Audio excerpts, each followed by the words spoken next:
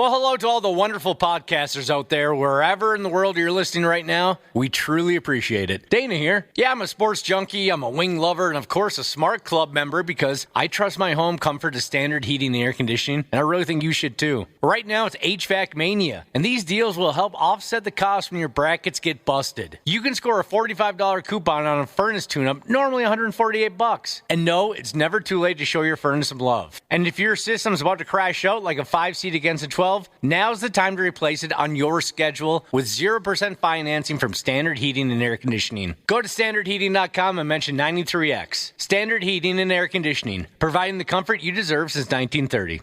The 93X Half-Assed Morning Show. 93X.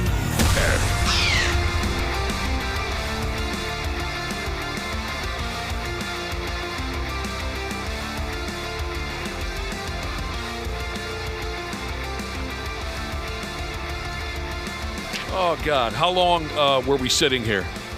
Very brief. Okay, good. Long enough to enjoy the song. Lost my train of thought there, but we got to get going. And we're getting somewheres now. It's the Friday show. We're close, by God. Awful close. Welcome, everyone, to the 93X Half-Assed Morning Show. Sorry, I got caught up reading some things and writing some things down, and I had no friggin' idea where I was. Things could get interesting later on this morning on the show. Our pal Randy Shaver. He normally checks in with us every morning at 7:30, and we plan on that same routine today. But today, the Peckerhead, he won't be sitting in front of his garbage-quality home broadcast setup there at the retirement home here in town like he normally is. Today, Randy is in a place called Iowa City at the local hospital down there. He's awaiting on his youngest son's wife to splash out his latest grandkid. So Randy has informed us that he's going to call us on the telephone at 7:30 this morning, live from the hospital. I'm really looking forward to this because this could be a total disaster. Yeah, a total catastrophe. He should FaceTime us. He might be weird. He might be weird this morning. Yeah, like weirdly emotional a little bit maybe? Yeah, emotional, kind of giddy. You know, some of the texts he sends, he really can't wait for this. Yeah. I couldn't help but roll my eyes a little bit about how he said, "My son and his wife are in labor." Yeah, is he? Is he giving birth too? Yeah, you know what? I've heard people come down on other folks like that, where a gentleman will say, "Yeah, we had our kid last week," and somebody will say, "What do you mean we had our kid? Your wife had your kid." Actually, I was guilty of letting that slip a couple times. Like, yeah, we had, here's the baby that we had. And he would always correct me. He'd be like, I didn't have anything to do with that. Well, in the beginning he did, but he's like, that's all you. You did all that work. He brought you ice chips into Jimmy John's at some point, I'm sure. What should a guy say then? I don't remember what I said. But I knew people gave you crap if you phrased it certain ways. Maybe like we welcomed our baby together. Not just don't use labor, the word labor, unless you're only talking about like her. I mean, Randy Shaver has a kid or two, grown. Hell, one of them, I think the older one's got to be 40 at this point. And he already has a grandkid or two. So he doesn't have to be told what to expect down there today. But for those of us who don't know, what's that whole experience like, Josh, Ashley? What's the whole scene like?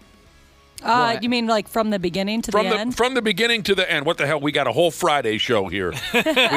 we got all the time in the world. I wouldn't know the first thing about what goes into the friggin' process as a dad or a grandkid. That wouldn't make any sense. As a dad or a grandfather or a mom and a grandmother. Well, if you have or the parents themselves, I have no clue. I've heard the stories, but I have no clue. Like, say, Josh, is it gross? Yes. It's gross? My husband would say no. Why would he say no? Because he's afraid of you? It didn't bother him at all. Like he held one of my legs. He watched the whole thing. It never seemed to bother him whatsoever. Well, I'm not going to say I was bothered, but just, is it gross? Yeah. Just objectively? It's a whole bunch of things all at once. Is he awake right now? Yeah, he is. What's his? I want to text him myself and ask him, is it gross? He's probably afraid to say it's gross to you. No, he would tell me the truth. He's brutally honest with me in an annoying way sometimes. But I will say the one thing that kind of got him, which is so weird and odd because it was nothing, is when you're in labor, stuff down there is happening. Chances are you get a little bit of blood involved.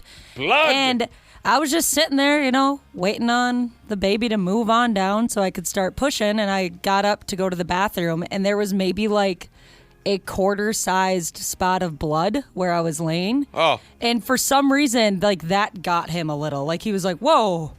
And he said it was so weird because he said he was just, like, not expecting anything yet, and I think it was because his nerves were so high. He wasn't ready yet he wasn't ready for blood. Yeah, and then, but then when they came in, he was getting some sleep before things started, very smart, and they came in, they're like, all right, let's do this. And I was like, cool, let's do this. I was like, hey, wake up. We're gonna do this now. And he was completely fine from there on out. So it's gross. Well, it's at the same time, it's pretty amazing, not to be cheesy, but it is. It's like, to answer your question, Lee, I was not expecting it to be as viscous as everything was. There's a lot of fluids and whatnot. There's a lot. The real gross part is the placenta. I wish somebody would have warned me about that. Of course, I knew what it was, but when it came out, I thought, oh my God, there's a second passenger in there. Why is that so big? It was awful. But it is pretty insane what's going on. And then you're nervous, right? I mean, you like hurry up and cry. Yeah, me. And then the baby at the same time, just to know the kid's okay. Yeah, those like 5 seconds. It's probably not even 5 seconds are absolutely terrifying. I actually, this part is gross to me at least. There was a time where there's this thing called like marconium. Marconium? And I believe it's like the baby's feces. So like if they go to the bathroom on the way out, it can like get lodged in their their nasal passageway or whatever. Oh, and now so they're pooping in their own nose? Jesus. And because of that, they had to, just to be safe, they had to call in the NICU team in case they needed to take him to the NICU right away. What is a NICU? So that's like it's like native intensive care or natal intensive care. The baby savers. Yeah, and when they said that, I was like, whoa, whoa, whoa, whoa, whoa, whoa, whoa, whoa, whoa, whoa, whoa. They're calling in. What is happening? Don't call the baby savers. I was like, this is absolutely terrifying. But it was pretty cool how like 1 second the only person in there is a nurse that's helping you through your contractions. Like the doctor isn't even in there yet. And next thing you know, the room has 15 people in it just staring at your hoo-ha. Some guys pass smooth out, don't they, Cubby? Yeah, you're nervous. You're nervous for your significant other. Obviously, you want the baby to be healthy, all that kind of stuff. You were higher than a giraffe's ass, weren't you, Ashley? You said it was kind of a smooth process for you because they shot you full of dope. Yeah, I got the drugs, and the guy that like inserted the epidural was phenomenal. I've heard horror stories of like them doing it incorrectly and only half of your body goes numb. No, he was great. I was like, do not mess this up, please. This is crucial. Do you have your own private room, or are you in a big, giant room with other couples spitting children all over the floor? Well, ours was, there's a bunch of like hay all over the place. Some animals in different pens. On the outside, it's like this big red wooden structure. That's where it all happens. It sounds to me like you were in a barn. That's what it said on the outside. Yes, barn. It was a barn. No, we had our own, or my wife had her own room. Yeah. Hospitals in nice general. room. Hospitals in general are an interesting place to be. It's so different when you're there for like something good though. Like it's almost like fun. I don't know how to put it. I was like, oh, we got all our snacks, we got all our our special drinks. This is great. And the nurses are so awesome. I mean, they're pros. It's like watching I don't know, a very good basketball team or something, the way they work together. Sure. Except for the nurse that helped me out of bed the first time. Oh, you had a bad experience? I actually for some reason I felt bad when in reality I think this was on her. She had I got the epidural, so my legs are still numb. But enough time has passed, so they're like, all right, we got to get you up so you can pee. So we know like things are doing what they're supposed to do. It's like, okay, cool. And she helped me up, get on the edge of the bed, and she helped me up, but she didn't really help, and I fell immediately. Just completely, boom, right on my butt. I think my husband was about to kill her. He's like, this is your one job, to make sure she doesn't fall. That's why you're here right now. Maybe she wanted you to fall. It hurts. She didn't like all the attention you were getting. It hurts so bad. So Randy Shaver down in Iowa City today at the hospital, waiting on his latest grandkid. Hopefully when we talk to him at 7:30, I hope it's absolute madness. I want to hear screaming. I want to hear babies crying. I want to hear Randy panicking, possibly crying on the telephone. Oh, he's kind of an emotional guy. Tears of joy, of course. I don't want certainly. Nothing horrible going on. I knew what you meant. He's an emotional guy. Very emotional guy. He is. I don't know if I've seen that from him. Oh, you haven't? You haven't seen him get choked up? No. Oh, yeah. Yeah, he'll get choked up talking about certain topics. Did you guys sit down and have a couple of beers and he got all emotional on you? No, I've just seen him kind of talk about some things, good things, like tears of, emotional as in he's touched by something versus just heard some terrible news. Well, there you go. This is a better way to put it. Thank you, Magic Playing Machinist Jesus. I came up with a very good basketball team. It's like watching a good pit crew. Yes, that's a much better way to put it. Describing So cool. the nurses at the hospital are like a good pit crew. And I think all of the nicest nurses in the world decide to go into that line, like the mother-baby situation, because I've never had nicer or sweeter nurses. Oh, they're just angels. They are. And it's got to be exhausting, too. One of our listeners says the first thing he did, at least he was told by his parents, the first thing he did as a little baby was eat his own poop. Yeah, I guess I can tell my son that, too. First thing you did was consume your own feces, God, bro. that's just so terrible. And he says, Josh, life hasn't improved much since. Yeah, everybody's felt that way before. I was hoping by this point I'd have a few more questions about the process, but well, Ashley'd be the person to ask. I don't even know what to ask. I mean, that's how foreign this is to me. I think the best part is, at least where I gave birth, Maple Grove, they are phenomenal. I'd recommend everybody go there. The best part is so you're in the delivery room, and that's a whole thing, and then they move you to the room that you stay in for a couple of days. Right. And it's you get the TV, you got a bed over in the corner. People can start coming in and bringing you food. Everybody's happy. Baby's healthy. That's the best part. Me and my husband talk about that all the time. If we ever have another kid, that's the best part of having a kid is those first couple days in the hospital where it's just you three. People bring you stuff and then they leave because they know they don't, not to bother you too much. It's just nothing but bliss. Yeah, and then you go home and you're like, oh crap. Oh, we're on our own now. Oh God, what do I do? I agree with you that if there's no imminent danger, hospital. The setup at a hospital is pretty nice. You got your bed, you got your television, they bring you 3 meals. People are allowed to come in and say hello, and they're not allowed to stay too long. That's another bonus about the hospital. Yeah. Visitors can only stay so long. So you don't have some schmo sticking around for 6-8 hours. Some uncle or something you didn't want to see in the first place. Yeah. After a certain amount of time, he's got to go. Even the nurses told me when I toured the hospital, they said, yeah, if you don't want anybody here, tell us, and we'll be the ones to be like, nope, time to leave. That's nice, isn't it, Josh? Yeah, I was going to ask you if you had that same experience, Ashley. That's how it was with us. They're just like, all right, time to go. Yeah, awesome. Last time I was in a hospital, I don't know how long ago it was when I had that situation where they thought I had a stroke. I mean, so it was serious at first. The ambulance ride was 200 miles an hour. They thought I was a goner. They thought I was having a stroke. And it turned out to be something much, much, much less serious. But I will admit that even when I thought I was in real trouble, there was something really cool about watching, like you said, Josh, that pit crew or that, how did you describe it? Pit crew is the text that came in, but I thought it was like just a good basketball team. Yeah. Just so smooth. And even though I wasn't all there and things were serious in that moment, it was kind of interesting to me to watch the process. I was being wheeled in and out of rooms. The communication between the doctors and nurses was just really interesting to me.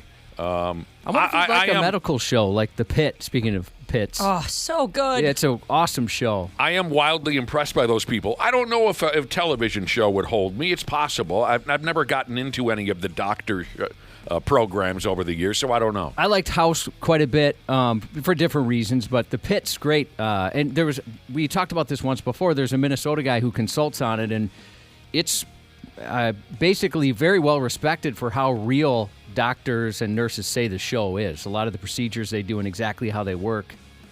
I don't know if you'd like it or not, but if you like watching that kind of thing, they definitely do that in that show. There were two moments from my recent hospital experience that I'll always remember. I had some sort of inner ear. It wasn't vertigo. It was something inner ear related where I felt like I was on the tilt-a-whirl times 10. Dude. I couldn't even open my eyes. That sounds so miserable. My eyes were spinning inside my skull. It was just a bizarre thing. Like I said, they thought I was having a stroke. So when they got me to the hospital, I'm lying on that gurney, and they're wheeling me faster than a sumbitch down the hall, whipping me out of this room and that room. Here's one of two things that I'll remember. I had to keep my eyes closed, or I would just vomit all over myself. That's how discombobulated I was by this condition. So I had my eyes closed on the gurney. The folks who were wheeling me in and out of rooms, they thought I was unconscious because my eyes were closed. Oh, yeah. I wasn't. I could hear everything that was going on around me. And again, like I said a minute ago, I was so interested in what was happening to me and so interested in watching that teamwork that I would open my eye a little bit just because I wanted to see what was happening. But I couldn't keep it open for very long. So my eyes are closed, and the dude who's pushing my gurney passed it off to another dude. And the second dude says, "What's this one's name?" And I thought, oh, that's kind of cold, right? This one. But he probably goes through 30 people a day, right, getting wheeled. And so the dude says, "What's this one's name?" And the guy who was pushing me says, "Nick." And the second guy says, "All right, if he comes too, I'll call him Nick." I love it. Those people that transfer you, those are some of the best people I've ever met in the hospital. Like, they're so fun to talk to. And I wanted to say to the guy, "Hey, dude, I am awake." I wanted to tell him, but then I thought, well, maybe I'll keep my mouth shut in case he says something else interesting. There might right? be some other good stuff coming. The other part, and this part I didn't like so much, I knew that they were scanning my heart, listening to my heart, reading my heart, whatever the proper term is. I do have a heart condition. I have an irregular heartbeat. So, again, my eyes are closed. They think I'm out cold. And two doctors are reading my chart. My heartbeat is being tracked. There's got to be proper terms in here somewhere, but I don't know what they are. My heartbeat is being printed out on a piece of paper. And one of them tears the piece of paper off the machine, and I know that he's reading my heart rate and my heartbeat, and he goes, "Oh, dude." and he passes it off to a second doctor, and the doctor goes, "Oh, yeah, man, that's not right." Oh, boy. You don't want to hear that. Don't friggin' say that. And that had nothing to do with your heart, right? No, they were just, that was just on a side note. I mean, they were checking everything, but when they saw how irregular my heartbeat was, these are doctors. They see it all the time, and one of them goes, "Oh, dude," and the other one goes, "Oh, yeah, that ain't good." Son of a bitch. Have you guys ever been hooked In up the to end, one it was no big deal, but yeah. Have you ever been like hooked up to one of those? Maybe I've just been hooked up to machines too many times, but sometimes I'll like be watching it and I'll like hold my breath to see what happens to the no. what it's reading, or else. You want to test out the system? Yeah, and one time I was doing it, and it dropped. I don't know what the numbers are or whatever, but whatever it was reading dropped all the way down to a 1 or a 2. And the nurses ran in and were like, "Oh my God, what's going on?" And I was like, "Oh, sorry, I was just breathing weird." Gosh darn it, they caught me being a freak over here. Everything turned out to be fine, but they probably were like, "Oh my God, she's not breathing." Oh. No, I've never tested the equipment. No. I just get bored sometimes. Let's see if I can stress out this equipment. There's only so much SVU I can watch. The friggin' hospital. That's where our guy Randy Shaver will be calling us from later. So this will make 3 grandkids? I think, yeah. Yeah. 2 with one and 1 with the other. Oh, 2 with one of his families and 1 with the other family? Sons. There you go. What else is going on? Hey, people are texting in the proper terminology. Cardiogram, EKG. Yes, I've had all of those. I can't remember exactly what they were doing to me, but my heart rate or my heartbeat caught their attention. It did. Then there was a time I was in the hospital, or pardon me, that's not at all where I was going, but similar. I was in an ambulance once where and I was in the ambulance because my heart rate had gone through the roof. That was part of my heart issue for many years, was this wildly accelerated heartbeat. Doesn't bother me anymore. I just knocked on wood, if you wonder what that sound was. Doesn't really trouble me anymore since I quit caffeine and I dummied down my lifestyle a little bit. But, I mean, there were times where I would sit up out of my chair and my heart rate would go up to 275 beats a minute. It was a little high. It was insane, and it could be so frightening. Oh my gosh. So one night I'm at a concert, my heart takes off for no reason. I mean, other than the fact that I think I'd been drinking for 3-4 days straight, and when I wasn't drinking beer, I was just having straight Mountain Dew. It was just awful what I did to myself, but I'm in the ambulance. My heart is flying. I mean, it's absolutely flying. I thought I was going to lift off the gurney because it was bouncing and beating so fast. This is one thing I'll always remember. I got the 2 paramedics back there, and they're charting my heart again, and they're like, "Yeah, that sumbitch is cooking." They tried a couple of things to slow it down. It didn't work. And that's when the one paramedic looks into my eyes and says, "Okay, I'm going to give you a shot right now that's made to stop your heart and then start it up again." And, it's meant to stop it and then start it up at a regular beat. And I said, "Okay, I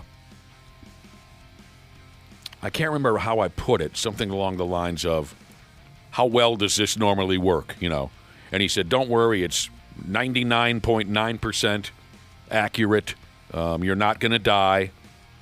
And I said, "Let her buck. Go ahead." No, I would have been like, no. He stabs me with that sumbitch. Stabs me with it. And this is where it actually, like you were saying, I was watching the charts. I was watching the screens that were. He stabs me with that needle. He hits that plunger, and I waited to feel something and didn't do a damn thing. My heart blasted right through that medication and kept on screaming. And I remember looking at the first paramedic, who looked over at the second paramedic, and they both shrugged their shoulders.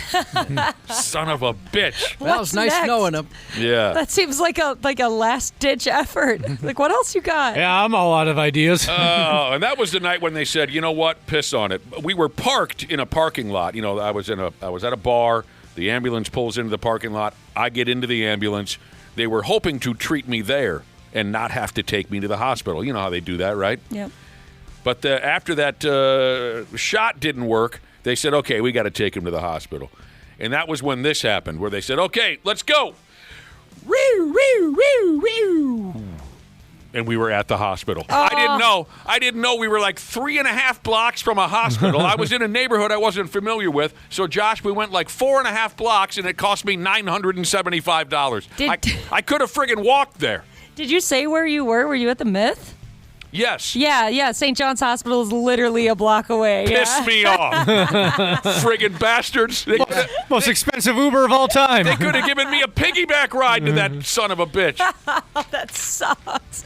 I'd be like, no. Take me to Regions or something. I want to get my money worth. Somebody should give you a heads up on that. God. Just so you know, you might be better off getting wheeled over there than getting in the back of this vehicle. Oh, I'd be so ticked. Oh, yeah, covered in metal, Jesus texted. Yes, that was when they prescribed me Strireachland straw.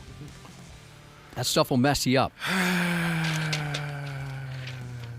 You don't want to see one paramedic look at the other and shrug their shoulders. Dana, have you ever been in the hospital? No, I haven't. That's why I haven't really had much to add to this conversation. I'm like you, Nick, knocking on wood. I've never been in the hospital. That's so crazy to me to think about how there's people that haven't been to the hospital. Right. For a while, you had a punch card, your own room. Right. Yeah, they know me. I'm like, I was just in here 3 days ago. If I need to get a hold of Ashley, I wouldn't bother calling her cell phone. I just call the hospital. Hey, can you put Ashley on the phone? Hey, well, if you ever do need to go to the hospital for something, let me know and I'll tell you what one to go to. It's what is the Delta Club? Or what's that fancy club? Uh-huh. Yeah. The Sky Miles Club or whatever it's called. Yeah, you've got your own at the hospital. Ashley's got Yelp reviews for every hospital in town. You know what? They know what they're doing. If I need something fixed, I'm like, whatever. Let's do this. Like, hey, we're really busy right now. We'll get to you when we get a second. Hey, I know Ashley. Oh, all right, yeah. We'll get you in. I've been in a few of them for different reasons. Collapsed lung, testicular torsion. Oof. Ouch. Gastritis. That's a fun one. You know, Josh and I were both in the hospital separately for gastritis. It was so embarrassing. What was the other? Numerous heart issues. The wannabe stroke that I had. I heard it's so painful, though, Josh. Which? I understand having to go to the hospital for gastritis. Oh, yeah, I had it. It was killing me for 3 days. I couldn't sleep, and eventually we called the doctor, you got to get in. Your appendix is bursting. Mm-hmm. Go right now. So we went in, and the doctor, lady doctor, too. Oh. You got gastritis there, pal. That's all it was. But you're right. It was incredibly painful. F me right. Was it a good feeling of relief when everything got sorted out?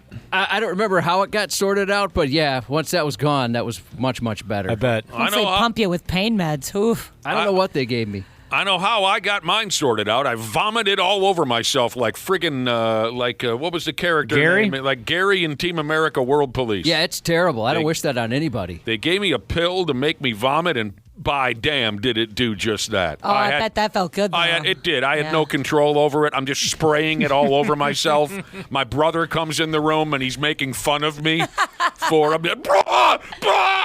just all over. My brother walks in, laughs. Why didn't they give you anything? I forget, did they think it was your appendix as well? No, they knew exactly what was going on. They knew right away? I'd been eating Sicilian Pizza Hut pizza and drinking Budweiser for 2 days straight. Why didn't they give me anything? What do you mean, give me anything, Ashley? Something to throw up in a trash bucket? can? Or It's a good question. I think because they knew it was going to be so uncontrollable that a bucket probably wasn't going to cut it. It was just everywhere. In the hospital that day, were there any new guys? Oh, damn. Yeah, but they could handle it. They could? Okay. These new guys were tougher than most, yeah. Yeah, they've seen a lot. It doesn't really happen too much at a hospital, I bet. I bet the new guy doesn't really puke in the corner at a hospital. They've gone through all kinds of training. These guys were tough, yeah. Cripes. You know what? You're a hell of a crowd. We're pumped because this is our final. Like we said, there's a chance at 7:30 we'll have a first for this radio show, and that's a live childbirth. Randy Shaver will be calling us from the hospital as he's waiting on his latest grandkid. Maybe he can put that cell phone right up against the old special purpose, and we can hear it all happen, Josh. Stupid news coming up next on the Programski. Half-assed Morning Show. 93X. Well, hello to all the wonderful podcasters out there, wherever in the world you're listening right now. We truly appreciate it. Dana here. Yeah, I'm a sports junkie, I'm a wing lover, and of course a smart club member because I trust my home comfort to standard heating and air conditioning, and I really think you should too. Right now it's HVAC Mania, and these deals will help offset the cost when your brackets get busted. You can score a $45 coupon on a furnace tune-up, normally $148. And no, it's never too late to show your furnace some love. And if your system's about to crash out like a 5-seat against a 12, now's the time to replace it on your schedule with 0% financing from Standard Heating and Air Conditioning. Go to standardheating.com and mention 93X. Standard Heating and Air Conditioning, providing the comfort you deserve since 1930. Years of hard work, and now you've got pain in your back, your shoulders, your knees, maybe your joints. You need help. Randy Shaver here with the answer. Dave Bialke. He's got over 30 years experience in getting workers' compensation benefits for people just like you. Don't suffer. Call Bialke Law today. 763-571-2410 or go to bialkelaw.com. That's BIALKE law.com. And it spells relief for you. You didn't start a business just to keep the lights on. You're here to sell more today than yesterday. You're here to win. Lucky for you, Shopify built the best converting checkout on the planet. Like the just one tapping, ridiculously fast acting, sky-high sales stacking, champion of checkouts. That's the good stuff right there. So if your business is in it to win it, win with Shopify. Start your free trial today at shopify.com/win. Stupid news on the Half-Assed Morning Show. Come on. We got to get it going over here, Cubby.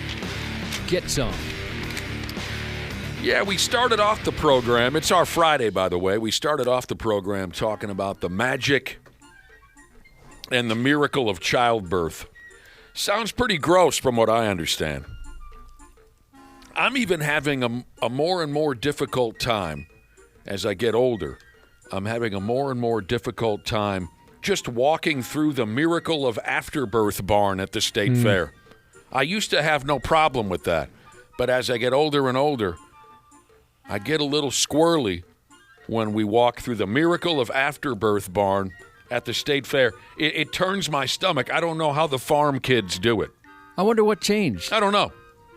But it's just wall-to-wall liquefied feces and different odd-colored fluids spraying up and down. Don't get me wrong, baby cows are cute and everything like that. But maybe let's think about putting up a tarp. Can we put up a curtain somewheres in there, Josh? Because I'm going to get hit in the forehead by a blood clot or something at one point or another. I wish they could time it out. Just tell you, hey, this thing's going to happen at this time.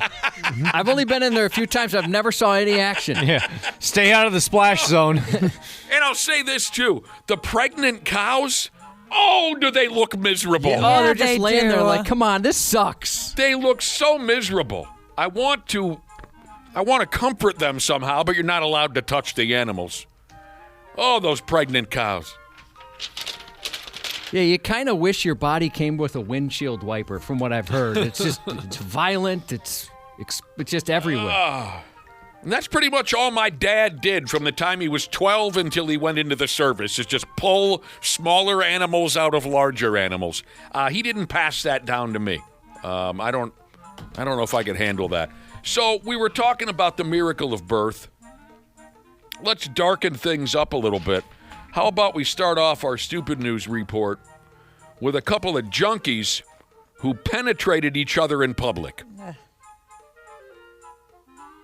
The two of them decided that everyone in town would want to watch them bump. The miracle of conception is what you get a chance to watch. This would be Beautiful thing. the miracle of conception, I suppose. Sure, yeah. Hell, this was out of doors, don't you know? The two derelicts, they pulled down their dirty pants and even dirtier underwears and started slapping back and forth. Says here it was 8 p.m. There was still a little bit of daylight at the time of this junkie bump. Couldn't have waited until after dark. Yeah, when you need to get it, you need to get it. I understand that feeling, but the brain has to work at some point. Between the two, one of you has to have some sort of reason. There was still a little bit of daylight. And they were effing at what they call here a, quote, children's/dog park. That sounds like an awesome park. This was the local park for the kids and where you bring your dog. So little kids and dogs saw the two of them make the beast with two backs. That ain't right. That'll get you in some trouble. They were arrested, Josh. You're right. Yeah, you can't be doing it in front of the dogs. That's just not right. The two drug addicts go by the names of Benjamin. He is 35. His hot lady is, I had it here somewhere, Christy. And she's up to 42 years old. They're officially felons now. The cops are going to dump a charge of, well, there's a couple of them. Lewd and lascivious exhibition. That's the one that I believe is a felony. Oh, and then you go down the line, indecent exposure. Oh, resisting arrest.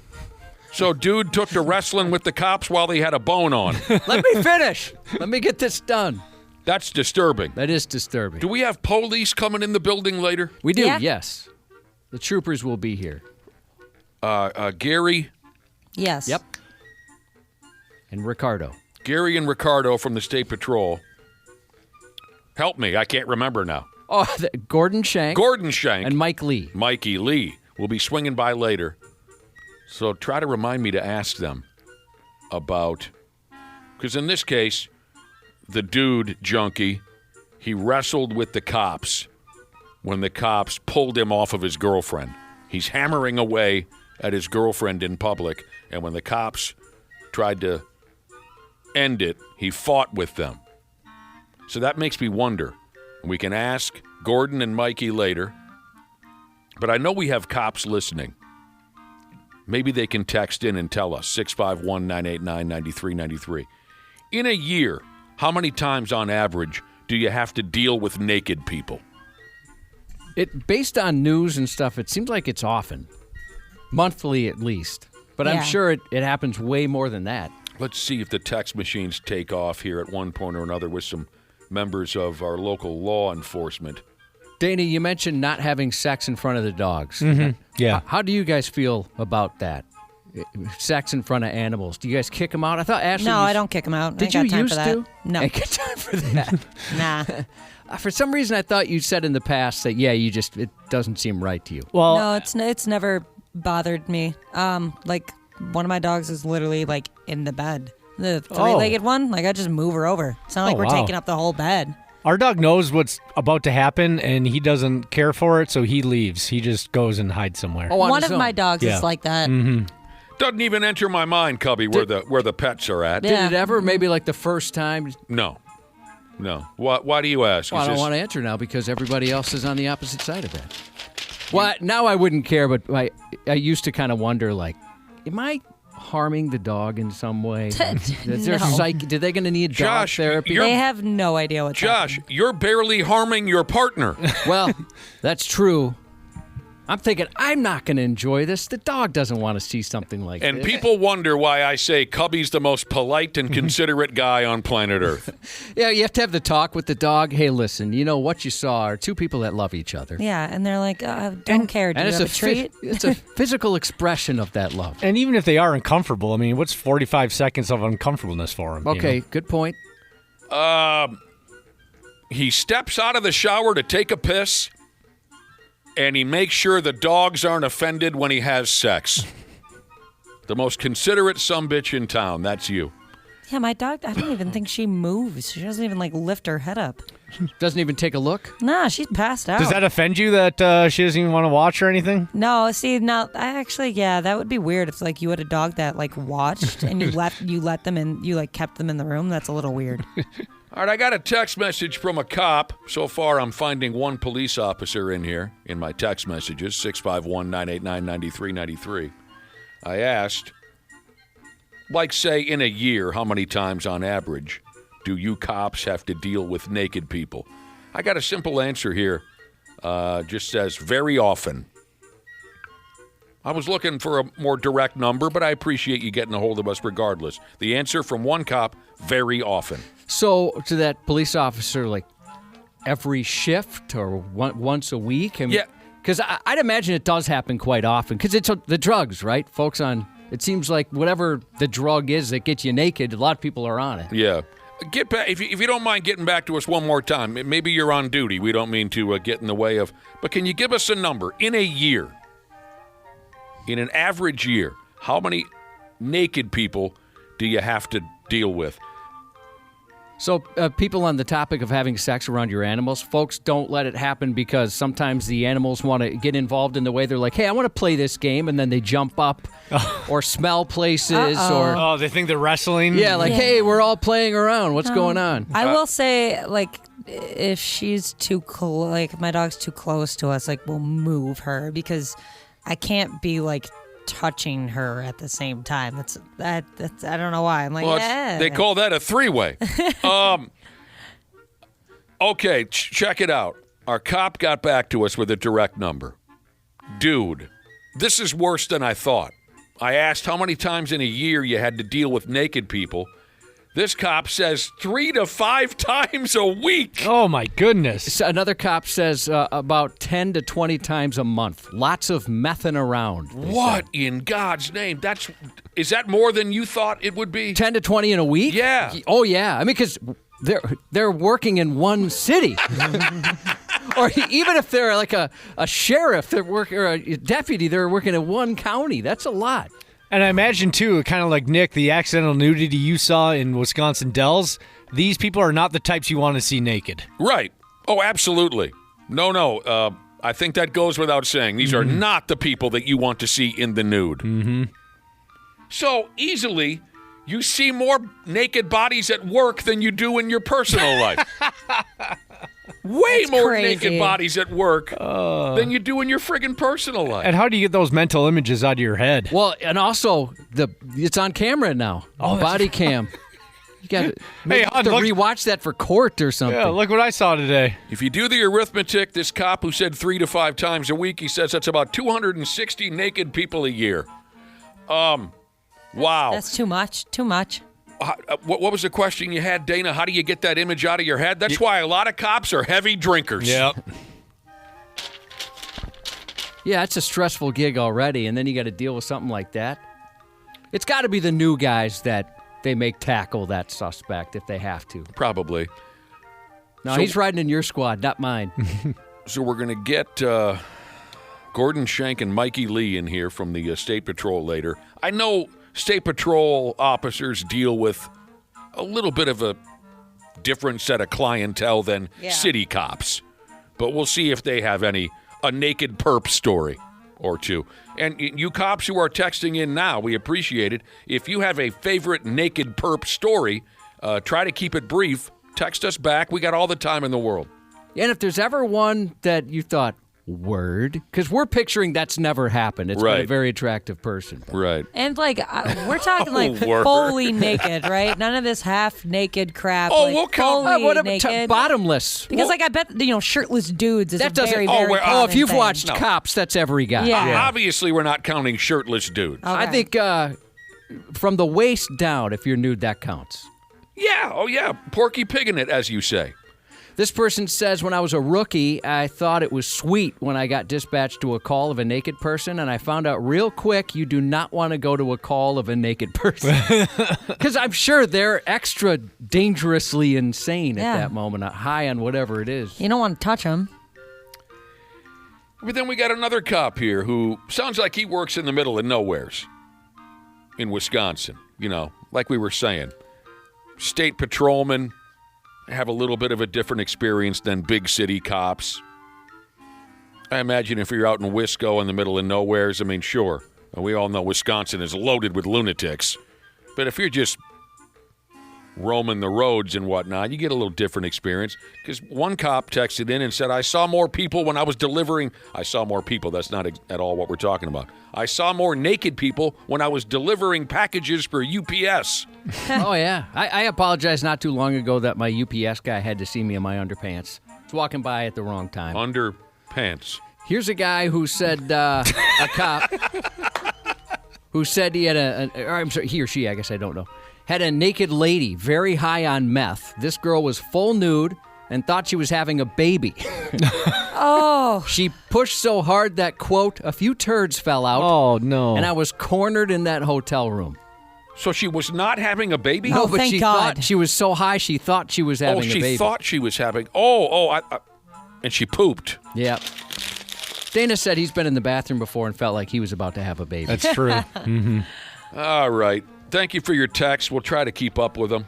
Oh, good point from Box Tossin' Jesus, who's wonderful, by the way. Said, at least you know naked people are unarmed. Yeah. True. Yeah. I mean, I guess there is one or two places they could hide something, but... Yeah, there was a story in the Stupid News not too long ago where a guy was holed up in his house and they were trying to get him out, and when he finally came out, he came out naked just to show that he wasn't carrying. Is that right? Yep. Yeah, here's a cop, or pardon me, a firefighter, who said once they got a call about obviously naked, about a girl who had fallen in the shower, a woman who had fallen in the shower. Oh, boy, I bet that can be bad. And he said all the rookies on the fire department wanted to take that call. Shower rescue. You've got a whole game based around it. I have had a lot of success playing the game Shower Rescue. Yes, I have, Cubby. I've never asked you after all these years when you've talked about shower rescue. Yeah? Were you ever the damsel in distress or always the rescuer? No, I always wanted to play the hero role. Yeah. Did you ever consider just being rescued by a bunch of sexy female firefighters? Never thought about it. I never thought about it till right now. Is it okay if I don't refer to myself as the damsel in distress? No, you got to call yourself the damsel in distress. Do I have to call out, help? Yes. You have to have a Help falsetto. We got a few cops listening out there. Cops, firemen. Got a few derelicts, too. Josh, haven't I heard you say before that it ain't easy finding school bus drivers these days? You know a thing or two because your son, more importantly, my godson, is a school bus rider. Yes. If there's a school bus driver who's sick, they'll send out a notice saying, sorry, no bus tomorrow. So they don't. It seems like they don't have backups. And we've got a few school bus drivers that have texted in before that say the same thing. Like, it's kind of nuts. They definitely need people. You're even considering putting in some hours behind the wheel of your neighborhood school bus. I think I'd like to do that. Yeah. I mean, it's kind of one of those things where maybe a school bus driver would say, you say that now, just wait. But I do think, like, if we get canned from this place, I'd consider that for The sure. kids would pick on you so much, Josh. Oh, yeah, so different than work?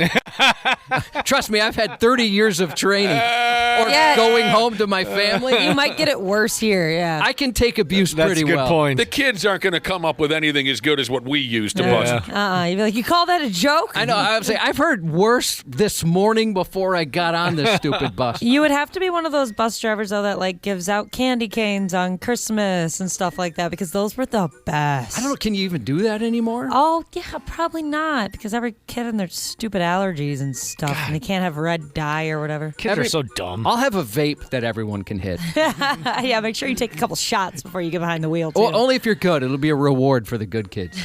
Well, that's too bad that that the school bus drivers aren't as plentiful as they used to be. The kids need to get to the schoolhouse somehow, right?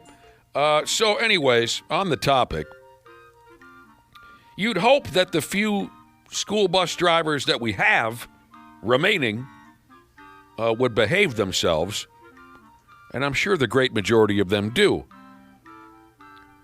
But then you hear about a guy like this. Now, in the end, I ain't so mad at this guy.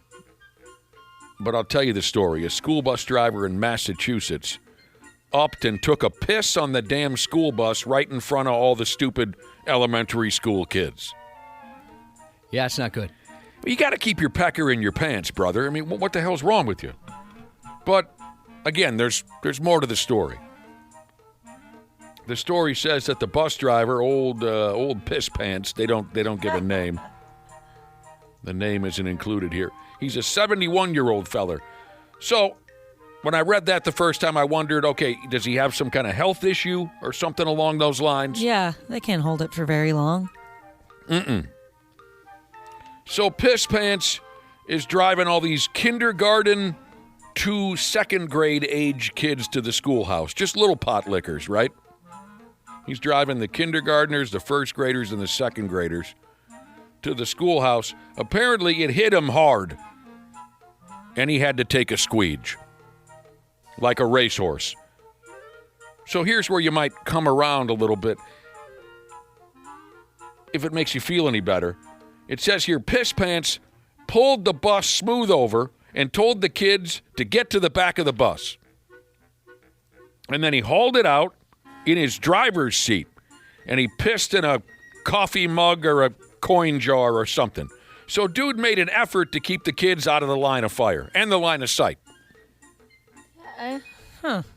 So now where do you go with it? Yeah, I'm not that upset. I mean, what's the alternative? Is him like parking somewhere and then getting off the bus? Because I'm sure parents would be very mad about that situation. Probably didn't want to get off the bus because somebody might spot him leaning up against a tree. Oh, yeah. Actually, I didn't consider that. I was thinking pull over and find a tree or a gas station. But you're right. He probably can't leave the bus. I didn't consider that. That's hard. If it's between like him having to do that or like pee his pants, I mean, you gotta do what you gotta do. After he put it away, Piss Pants, he got that big old bus back on the road. They all made it to school just fine. As soon as they got there, a few of the little kids went running up to tell their teachers about the pee-pee. Oh, snitches. And everyone freaked. I get it. Their parents probably taught them right. Piss Pants. You sound so angry about that. Yeah. Like, hey, like you're doing what you're supposed to do, but What do I hear now? If you see something, say something, right? Is that the new slogan? Piss Pants was fired.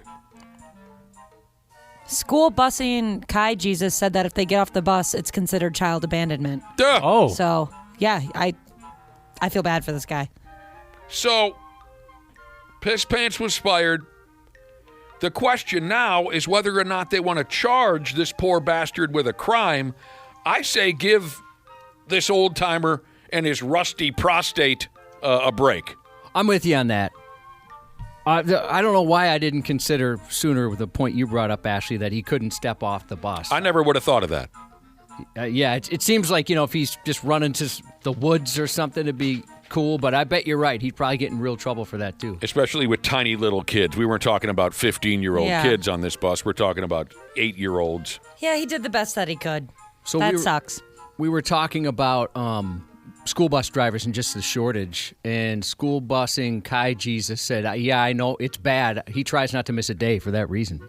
I mean, somebody else, where was it? Somebody else said that they even have just staff that work in the office pick up routes because if somebody's sick, what are you going to do? Maybe you explained this and I missed it. Why are there so few school bus drivers now? Does it just I don't know. Good question. I don't know. I'm not sure. It was kind of weird. Like after the pandemic, it seemed like the Thanos snap where half the population disappeared and nobody worked anymore, right? Everybody was having so much trouble finding workers. Does it not pay well? Yeah, I'm not sure. You'd think that'd be, you'd get a pretty good paycheck out of that, driving kids to school. That's an important thing. There's some other bus drivers have checked in saying they love it. There's not one that says they hate it. And there's even Northern Recycling Jesus said he used to drive school bus and it was some of the most fun he had in his driving career. Oh, that's nice. That's good to hear. We got a problem on our hands. We need some of you folks to start driving the school bus. Okay, well, here's, again, school bus Kai driving Jesus. What school bus something or another Kai Jesus? School bus and Kai Jesus. What did he say? He said the kid's behavior is terrible. Okay, I get that part, yeah. If that's why some bus drivers are walking away, because kids these days are entitled little pricks, I totally get that, because they are.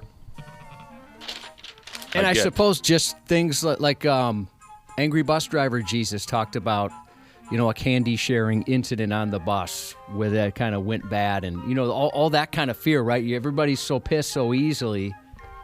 That'd Yes. be tough, too. You give a kid a Snicker bar. Next thing you know, the dad's got you in a chokehold because for whatever reason, because Can't have sugar. parents are idiots.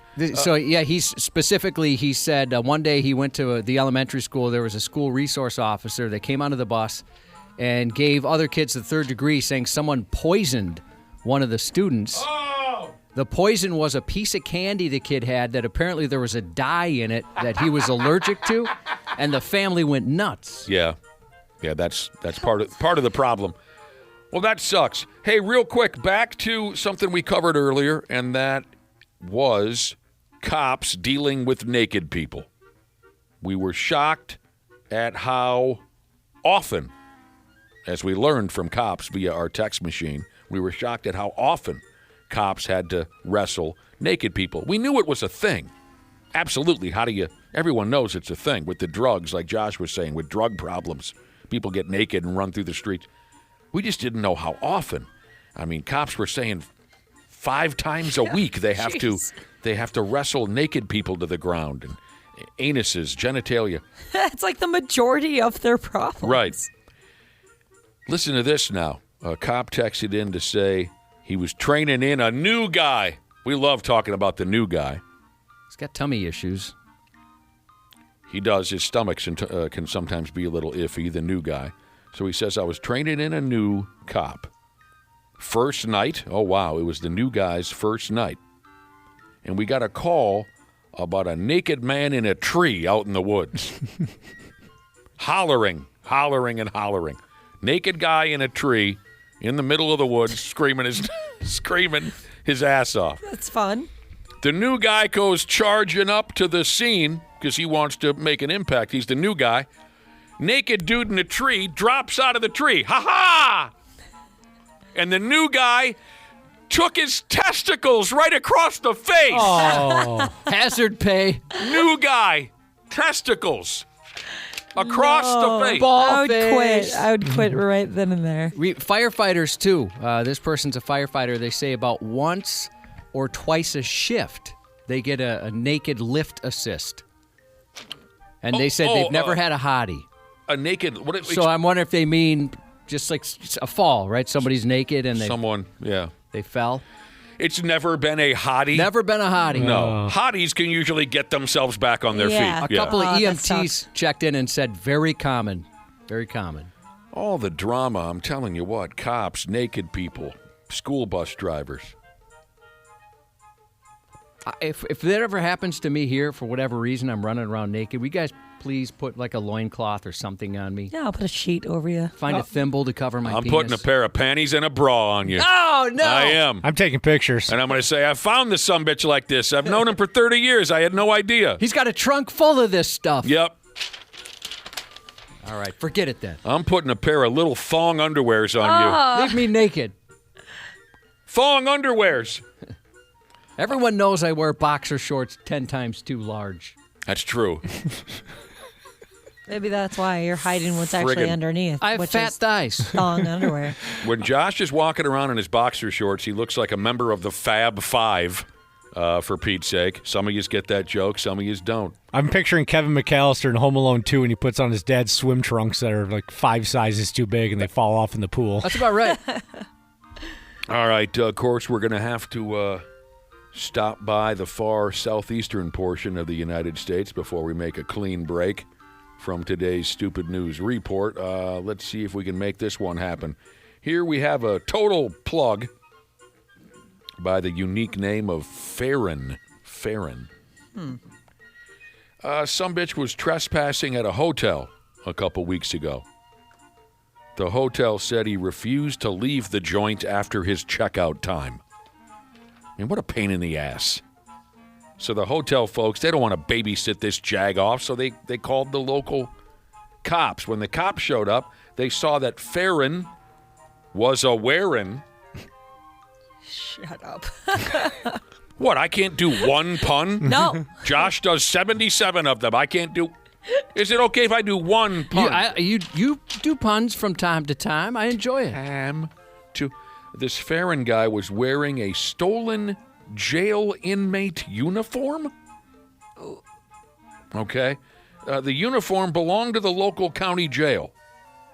The cops looked into Farron's background, and they found out that he was not an escapee from jail, but he had been there recently. So dude stole the jailhouse jumpsuit the last time he was in the cooler, and he's wearing it around town. What in the world? On his way out, he grabbed a jumpsuit? Yeah. I know we've told this story many, many times, but we did work with a couple people in this building who would wear prison jumpsuits to work. Yes, it only lasted a couple weeks because I think it was Like bright Slipknot orange? really- yes. What? because Slipknot hit Slipknot hit the scene. Is that the band? I we believe have? it was Slipknot related. We're yeah. going to go ahead and blame Slipknot. So Slipknot shows up on the scene, and that was part of their gimmick, right? To wear a prison jumpsuit around on stage. Am I correct about that? Yeah, that's how I remember it. And so a couple people in the building here were big fans of Slipknot, so they mimicked and they would walk. And it was absolutely the dumbest thing I've ever seen in my life. That is so dumb. As far as workplace wardrobe goes, it was the dumbest thing I'd ever seen in my life. Why would you ever want to portray that? That's so dumb. I don't know. Yeah, we were confused as well. We thought, is there a costume party in the middle of June Yeah. here we're not aware of? And we've seen some dumb friggin' outfits around here over the years. Also, I bet going to the bathroom is a bitch. So anyway, this guy, Real quick, I was just going to say, I can't remember if it was you or somebody else described some of the attire around this building as not people dressing for work. They wore costumes. yeah, they didn't wear clothing. They wore costumes. Everywhere they went. Big mink coats or fake mink to coats. present themselves as, Mink coats? yes. Like fake, I'm assuming fake. Yeah, but fake. Oh my God, I'm so glad I was not even born yet. Like they look like kind of big robes. So why this dude would want to wear a stolen jailhouse jumpsuit around town, I have no idea. But obviously now, seeing how he was arrested for trespassing, the jailers don't have to fit Dinkus for a new jumpsuit. Well, he's got one on already. Oh, and because cops are all amateur comedians these days, the local sheriff said, "I've heard of dressing for success, but never dressing for arrest." If you don't mind me saying, I don't know. It's just something that came to mind.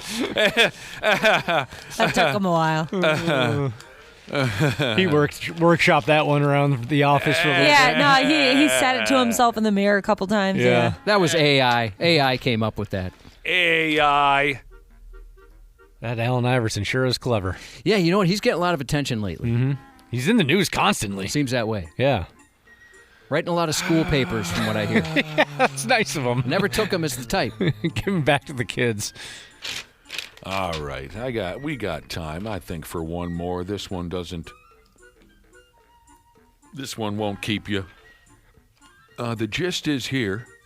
A dude is looking at 5 years. Hey, that was gas. The dude is looking at 5 years in the cooler for getting paid for a job, and the prick hadn't shown up for work in 10 years. Sweet. This was in some tough part of the world, wasn't it, Josh? Yeah.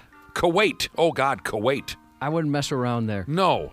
I imagine they're a little more harsh about things like this in Kuwait. Hadn't shown up to work in 10 years, but he was getting paid. And now they might have to put this sumbitch in prison. He was some kind of public servant, so they were public funds that were paying his salary. Along the way, someone found out that he hadn't done Dick Tracy for a smooth decade. That's like half of the other person who's in charge of that. The half their fault too. If you're going to charge him, charge them. Of course. Yeah, I mean, somebody else effed up. Obviously, you're right. Somebody was sending him a check in the mail every 2 weeks for 10 years. So maybe that person was in on the caper. And if so, they probably deserve some punishment as well, like you were saying. Aside from being sent off to the penitentiary, dude has to somehow pay back all the money he stole over the last 10 years. Remember, he's been getting paid for 10 years for a job that didn't exist. He's got to pay back all the money he stole times 2. Oh, no. They're sticking it to this guy. Yeah. Oh, my God. Josh. Lord. He's also been ordered to put together a football team made up of inmates to take on the guards. Oh, there's some research he could do. 2 versions. The second one, much better. I mean, the second one's so much better. This reminds me of I worked at a gym for a while, and so you get a free membership when you work there. And then I stopped working there, but they never changed my profile over, so I just went to the gym free for 2 years, maybe even longer. It was awesome. And one day, I was just doing something at the front desk. I think I was gonna go tanning, and they were like, your thing is still set to being an employee. Do you work at one of these gyms? And I was like, no, that's crazy. What? And you could tell she knew right away that I knew this was happening. And then she started treating me like crap about it. And I was like, look here, all right? I'm not going to remind you guys how to do your job. I've never had a situation like that where maybe I had a streaming subscription and I canceled it and they didn't realize. I've never had anything like that. I saved a bunch of money. I was like, oh God. I was like, they're going to come after me for this money. They never did. Thankfully, she just switched it over. But I didn't like the attitude I was catching. Well, isn't that the same as stealing? If you're aware of it, I think they could probably say something like that. Maybe, Yeah. but I was like, I don't know. I was like, that's on you. You should have switched it over. Every month I was like, oh, they probably switched it over this month. It's all on them. You never felt responsible to walk up and say, hey, look, I don't work here anymore. I need to pay for my gym membership. No. None of that was none of it was your responsibility. I never felt the need. What does this say now? There was also an Italian teacher years ago that didn't show up for work for 16 years, but somehow she was still getting a paycheck. I'll be dipped. Oh, I guess I have had some fun along these same lines. Maybe the rest of you have had this experience. Have you bought a new car and they give you a Sirius XM or whatever it's called for free for 3 months? Yeah. But then it turns into 3.5 years and you don't say dick? Yeah. No, they've always canceled it pretty. I mean, then I'll get phone calls, letters, emails. They bombard you. Sports on the 93X Half-Assed Morning Show. What did you see kind of offensively in the fourth that made it harder to... a couple things. We missed a couple layups early in the quarter. Turnovers in the middle of the quarter, and then missed wide open threes later in the quarter when we had a chance to tighten it up a little bit. That was really kind of it. I forgot to turn my mic on. That's Finchy there. Wolves lost in Detroit. Close ball game.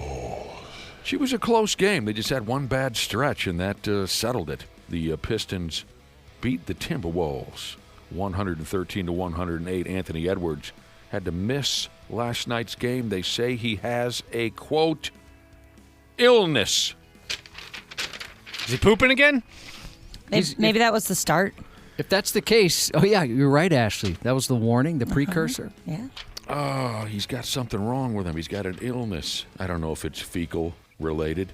Question. Yes. I never got past the headlines, but what's the deal now? He can't win Anthony Edwards can't win some sort of award? Or You have to play a certain amount of games to be considered for postseason awards. Okay, like so that was my guess. MVP and things like 65 games is the threshold, and after missing last night's game, he's officially out of the running. Aha. Yeah. So I mean, had he played last night, he'd still If he played last night and played throughout the rest of the regular season, he would have been eligible, but now he's not. Okay. But speaking of the Timberwolves, they just tweeted a minute ago, the big ticket returns to Target Center April 12th. That's their final regular season game against the Pelicans, Sunday, April 12th. So looks like KG's going to be in the house that night. Oh, cool. my wife was just asking me. She said, when's crazy ass finally going to show up for a ball game? And she means Kevin Garnett when she says crazy ass. And I think we've all seen some interviews and whatnot with Kevin Garnett that leads you to believe the same thing. April 12th is the answer? April 12th. He's something. He is. At times. Sometimes when I hear interviews of him or podcast clips, I can't understand a word he's saying.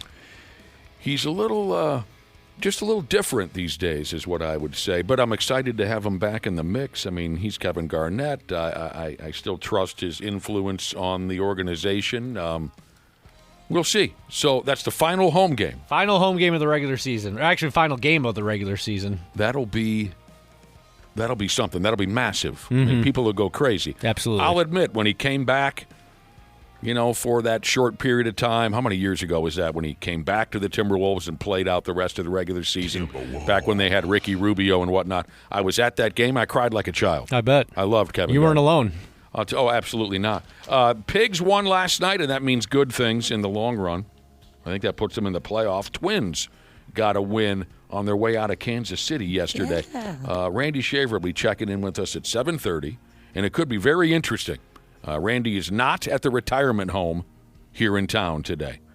He is in Iowa City, Iowa, surrounded by Iowegian doctors. He's at a hospital right now awaiting the birth of his next grandchild. He's awaiting the splashdown. I'm surprised the wifey, his son's wife, let them come.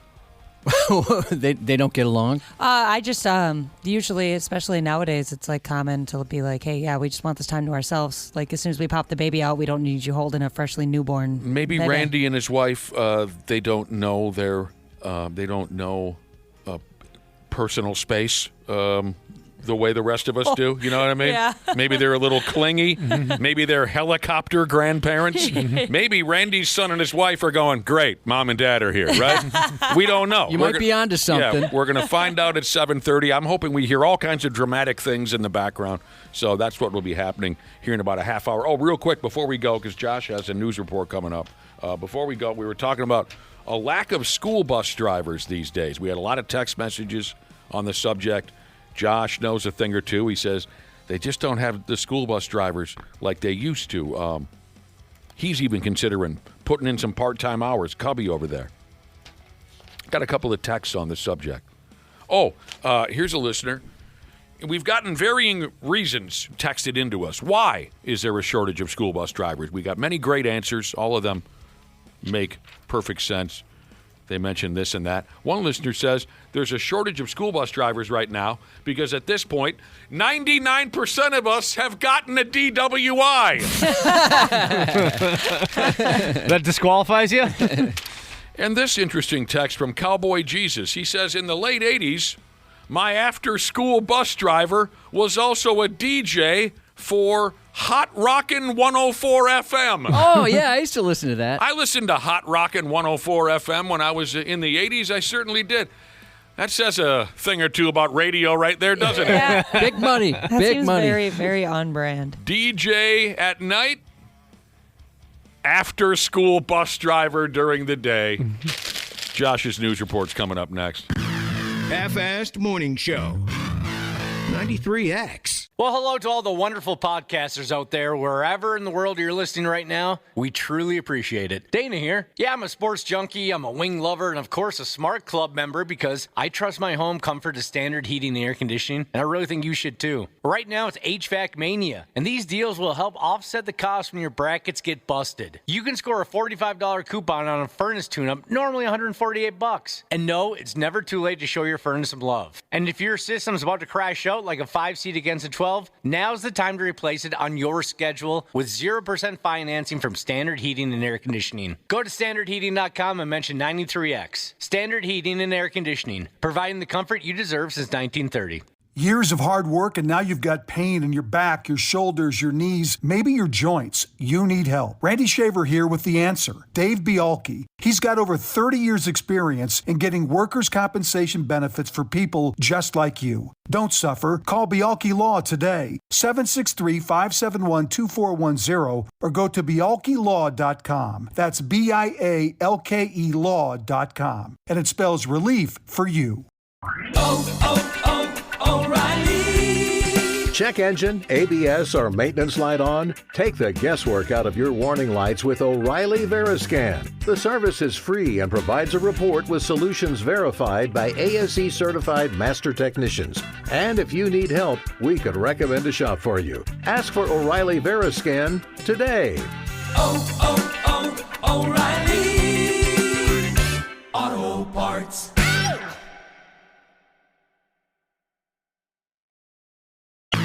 Half-Assed Morning Show. 93X. Police were there, and the kids were still there. And then all of a sudden, everybody started running at one time. It was so weird. It was a little scary.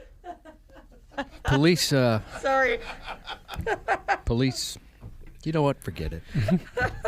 I'm sorry. That's so mean. I deserved it. We've got an important news report here that Josh put together, but he may not be able to go through with it, and it's my fault. Just horse it around right when we went live, right when that audio began. I got Josh's attention. I got him to look my way, and I gave him the finger. He was so happy before that, too, like literally jumping around. Yeah, what was going on in there? Every once in a while, I like to show my coworkers how good I am at jumping. Oh, okay. And so I was showing them. I can't bicycle kick. I've never seen anything like it. We've got a 51-year-old man in here, and once or twice a week when we're playing commercials, he attempts to bicycle kick around the room like David Lee Roth on the Diver Down tour. I don't know why you do that. I'm excited to be here. I enjoy being It's here with really you guys. bizarre, and I'm worried about you tearing something. I think I did kind of hurt my hammy on that bicycle kick. Just for fun, I gave you the finger right when we went live, and I think I took all the wind out of your sails. I'm just horsing around, Josh. I don't mean anything by that. It's Friday. I can handle it. Who gives an F kind of a thing. I probably had it coming. I love you, dog. Right back at you, brah. Can you make a fun... What? Oh, Dana gave me the finger now. This is a terrible day. I would never do that to you, Josh. Dumping the bird on old Cubby. I just want you guys to know, when I take my bath tonight and write my daily entry into my journal, this is going in there. While sipping on a nice glass of milk. And you'll tell, like, oh, that guy wrote that angry. Look how he's basically tore the paper with that pencil. Can we start over again? Yeah, let's start over. My apology. Second chances. You accept my apology? Of course I did. I wasn't even really mad. I mean, just hurt more than anything. You appeared to be hurt, yeah. Police in Crystal say they're cracking down after a series of large fights at a local park about a group of people I've warned you about. Y'all make fun of me. I told you they were scary. Teenagers. Teenage brawls going on at the neighborhood park. Crystal PD has responded to a large amount of disturbances in the late afternoon hours at Becker Park over several days. Crowds of 75 to 150 rapscallions arrived from outside the city, police said, using rideshare services. As those groups gathered, fights broke out, juveniles wielding Orbeez guns that officers say could be mistaken for real firearms. What the hell? What is an Orbeez gun? Don't they shoot those little gel pellets or whatever? Yeah, that's why I imagine those would be colorful. Oh, no, they look like legit guns. What? Okay, that's what the cops are saying, is that they look real. Yeah, I thought it'd be like some cute little colorful kid gun, but no. So they're shooting each other back and forth with fancy BB guns, more or less? Yeah, I think it shoots like little gel beads. So are these real fights, or are these like the old BB gun fights we used to have in junior high? Well, I mean, okay. They also said there was pepper spray that made an appearance. Oh. And at least one taser-like device found in the mix. What? By Sunday, the scene had grown so unruly that police shut down the park in the name of public safety.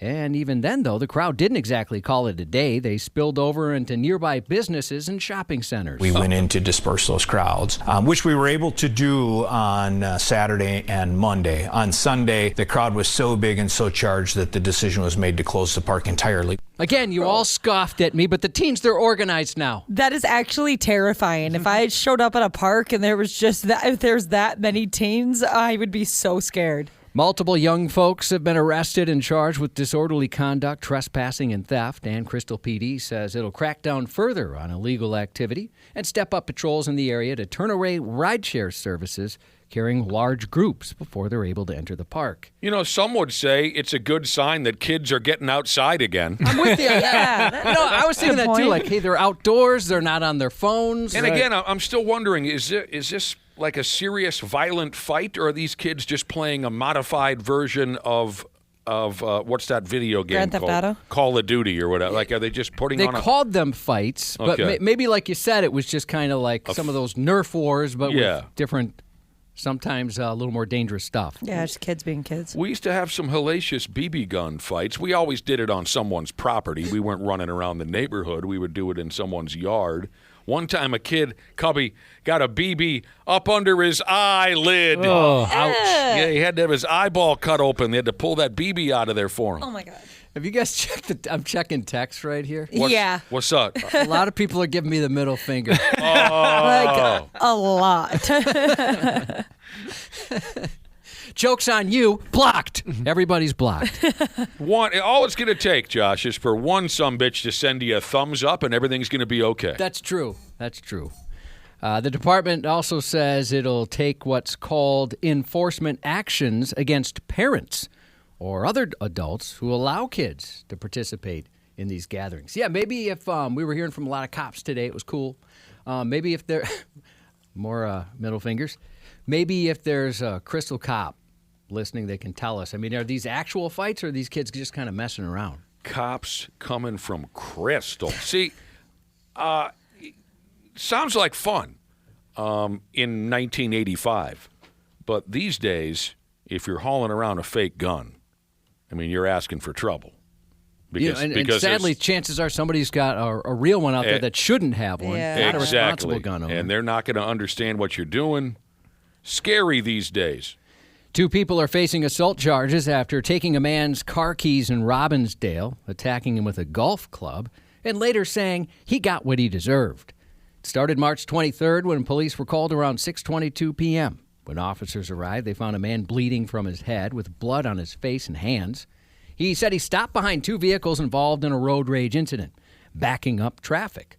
When he got out of his car to try and defuse the situation, the passenger in the front vehicle suddenly brought the fairway to the freeway, attacking him with a golf club. After he was teed off on, he realized his car keys were gone. Video of the incident showed a brown sedan speeding past a red sedan, cutting in front of it, and then giving the old brake check. The injured man was behind the red sedan. He got out of his car and began yelling at the driver of the brown vehicle. Both occupants of the brown car then got out and started yelling at him. As this was happening, the red sedan drove away, and one of the occupants returned to the brown car. The man then turned and headed back to his own vehicle, and court documents state that's when one of the occupants of the other car attacked him with a golf club, and the 2 ended up fighting on the ground.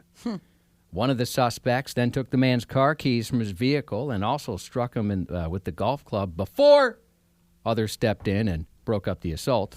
I appreciated that, Josh. Thank you. I was wondering if anybody would get it. Coon Rapids police later located the brown sedan and arrested both individuals. If you want to give me the middle finger for that, I get it. Coon Rapids, Robbinsdale. Yeah, frickin' Coon Rapids. This has been an ugly news report so far. With some of the towns I'm mentioning? I dated a gal. You mentioned Robbinsdale, too. I dated a gal who lived in Robbinsdale. Oh, she had to have been absolutely smoking hot. If you're willing to date somebody who lived in Robbinsdale. Never got a good night's sleep out there. Never got a good night's sleep. So as they're taking the 2 into custody, one of them said he got what he deserved. The 31-year-old and 37-year-old golf fans were arrested on second-degree assault charges, and the 31-year-old is also facing an additional charge of aggravated robbery. Aggravated robbery is what he said, in case he couldn't make that out. My delivery is bad. Today's a rough one on me. In theaters this week, Robert Pattinson and Zendaya or Zendaya? I've heard it both ways a million times. You've gone both ways a million times. Oh! In the drama, a happily engaged couple gets put to the test when an unexpected revelation sends their wedding week off the rails. That sounds awesome. This looks pretty good, actually. They've been doing a press tour, and they are hilarious together. I'm really excited for this. Yeah, actually. What's the name again? The drama. No, the Zendaya? Zendaya or Zendaya? Zendaya is what I've always heard, yeah. With Robert Pattinson? Edward. Pattinson. Well, we don't know how to say. Yeah, you were on the wrong side of that whole Twilight thing, Ashley. No. Oh, you were Team Jacob? Yeah. Wow. Most people were. I understand. Oh, were they? I thought they was all Team Edward. I don't really remember. Yeah, shirtless and tan. Yeah, everybody was all about Team Jacob. But it was so weird watching this press tour. I didn't know that Robert... I'm not even going to say his last name anymore. I didn't know that Wait a minute. He has like an accent. Totally explainable that I couldn't pronounce Zendaya. Why are you having trouble with Pattinson? I keep thinking it's Patterson. That's why. Well, you're wrong. I know. That's why I don't want to say it. Mario ventures into space, exploring cosmic worlds and tackling galactic challenges far from the familiar Mushroom Kingdom in Super Mario Galaxy, which actually hit theaters Wednesday to record-breaking numbers. I saw one review so far, and the headline read, Super Mario Galaxy Movie Review. It'll make $1 billion and it sucks. Yeah. That is a direct quote. I found out that Charlie Day he plays Luigi. Right. That is so weird. No, that's a bad casting call there. That makes no sense. Well, Chris Pratt, I mean, God love him. He's a talented guy, but I can't listen to him be Mario. That's just not right. My husband was telling me about that when he was telling me about Charlie Day, and he was like, I mean, I get that. He's hot. And I was like, how does that matter at all in this movie? Animated kids movie. Maybe he meant Mario and Luigi are hot. Maybe. On the streaming side, Your Friends and Neighbors began its second season today on Apple TV. And for those who care about such things, that is John Hamm's real naked butt you see in the season 2 premiere. He came out and said, no, that's all me, baby. And making its streaming premiere on Peacock, Five Nights at Freddy's 2. Special ed teacher Jesus texted in a cool shout out today. She said her son's red-bearded gold mining Jesus and no Jesus name yet, Matt the Miner, will be making an appearance on the Discovery Channel tonight. Cool. It's following their Alaska gold mining operation. Dude. Very cool. Happy birthday tomorrow to Weed from the one he loves the most, Dozer the dog, and his wife. This text says. I call him Weedy, but sure, I guess we can call him Weed. Oh, that's who it is? Yeah. The text said Weed. I don't know. Everyone else calls him Weed, but I call him Weedy. You added the E at the end? Rolls off the tongue better, I think. Now say the last name of the guy that plays Edward on Twilight. Pattinson. You nailed it. Yay! And on Sunday, happy birthday to our longtime coworker and pal, Justin. And that's 93X News. Randy Shaver and Brad Ryder on the Half-Ass Morning Show. Hughes turns out of the corner with the puck. Now to Zuccarello. His long shot. They score! Tipped by Hartman. And Minnesota extends the lead to 4-2. I'll tell you what, the Pigs won last night and Peterborough lost. So as of now, we're in the playoffs. Nice. We'll get to that in just a minute. Let's see if we have everyone lined up here. Brad Ryders. Good mornings. R-Y-D-E-R-R-S, Brad Ryders. And this has the potential to be a hell of a deal. Randy Shaver's joining us on the telephone today, but he ain't calling in from assisted living today like he normally does. Where the hell are you at, Randy Shaver? I am sitting in my youngest son's home in Iowa City. Oh, crap. I thought you were going to be at the hospital. Oh, gosh, no. Oh, I was hoping to hear screaming babies. If I go to the hospital, they may not let me come home, so I'm staying. I'm staying here. That's funny. That's always He's Nick's going fear. from one life extreme to another. He's going from the old folks' home to watching newborns being birthed. Wow, the circle of life, I believe they call that. Yeah, Randy, I don't blame you. Every time I go to the doctor, my number one fear is that they're going to want to keep me. That's right. See? Well, I'm a little disappointed. I thought you were you thought I was going to be sitting in the hospital? Yeah. Oh, gosh, no. Well, I just read your text, said something about Iowa City Hospital, grandchild, this and that, and I expected you to be sitting in the waiting room. So Randy's in Iowa City, Iowa, surrounded by Iowegians. You're awaiting the birth of your latest grandkid. That's correct. I'll be damned. Yep. So we got the phone call last night about 11:30, and things were happening, and so we jumped in the car and took off, and we drove all night, and I got down here. I think we got to their house about 4:45 this morning. You sound terrible. Wow. Yeah, you do sound tired. You can tell. He's been driving all night. What a good grandpa. Yeah. But they have a dog, so we're basically dog sitting for them while they're up at the hospital, and so far no baby yet. They're still working on it, but so far nothing yet. But okay. Everything looks okay, so everything's good. So this is something I've never experienced. I know nothing about how any of this works, even the conception, Josh. Right? You were so surprised when I told you. For all the practice you supposedly had, you don't know how it works. Don't know word one about it, Randy. I thought so your wife isn't even at the hospital? I picture your wife as the type who's standing outside the delivery room. If she could be there, for sure she would be there. Did your son and his wife tell the both of you not to be there? Well, I don't think they allow that anymore. Maybe back in the old days they they'd have people pacing in the waiting room kind of a thing. That's kind of not the way it is anymore. In fact, I'll be honest with you, I don't even think once he's born, I don't think we'll even see him until he comes home. Okay. Oh, yeah, I don't think they really do that a lot anymore. Things have changed, I guess. Yeah, because knowing your wife, if she was there, she'd be climbing the walls until they let her. Trust me, that is a part of the deal right now. She is climbing the wall. She'd be dictating to the doctors how to do their job. Yes. The doctors. She'd be dictating to my daughter-in-law how to do everything. Well, I'll tell you what. When my older kids, when they start having kids, I can't imagine my wife not going to the house. Even if she's like scaling the outside of the building and looking through a window, they would not be able to keep her away from them. It is life-changing. There's no doubt about it. To have a grandchild, it is the most amazing thing that, I love my two boys. They're great, but I wish I could have had grandkids first.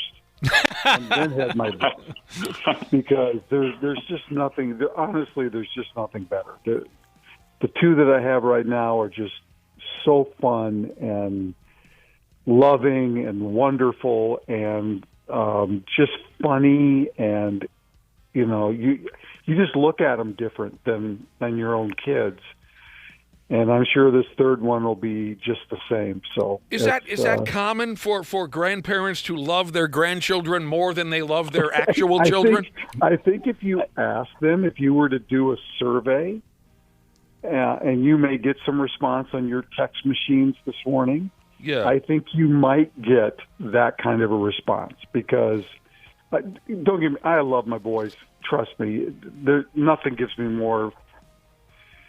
I'm just so, blessed to have two great kids, but my grandkids are unbelievably great. I have a theory on that. And I don't have grandkids yet, but I have a theory on that. I think it's probably because you love them just as much as your children, but you don't have the responsibility. Right, you can go home. With your children. You can just love them up, and not have to worry necessarily about their day-to-day life. Show them some love, have a couple of beers, and you're out of there. Yep.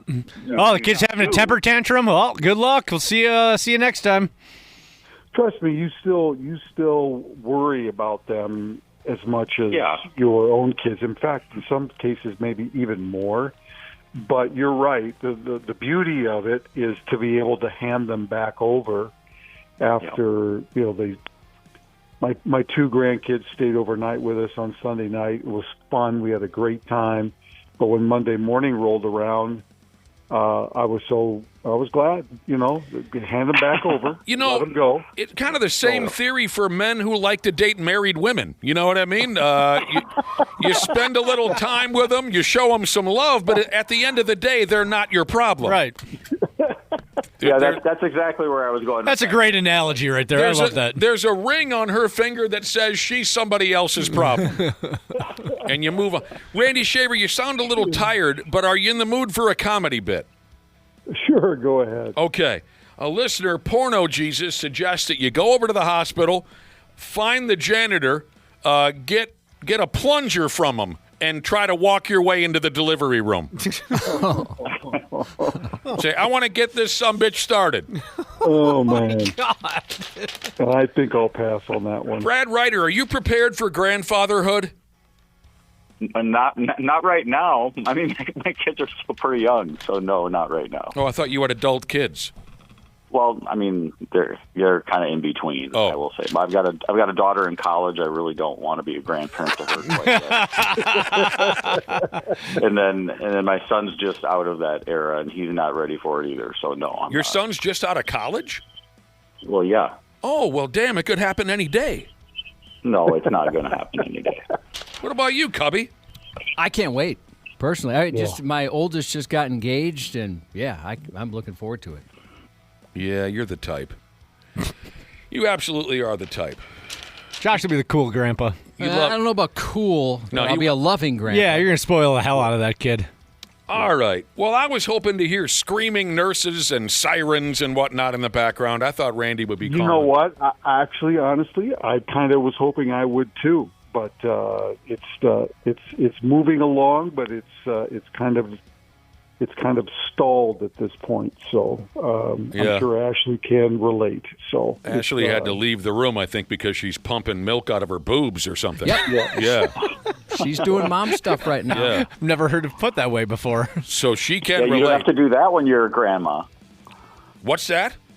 I said you don't have to do that when you're a grandma. God help us, I hope not. Yeah, it'd be odd if you did. I was also hoping you could put a doctor on the line. I've got some symptoms I want to ask him about. Just free doctoring? Yeah. Dr. P, I guess, next time we see him. Yeah, he'll be in on Monday. So there you go. All right, Randy Shaver. Well, holler at us if anything happens over there. I will.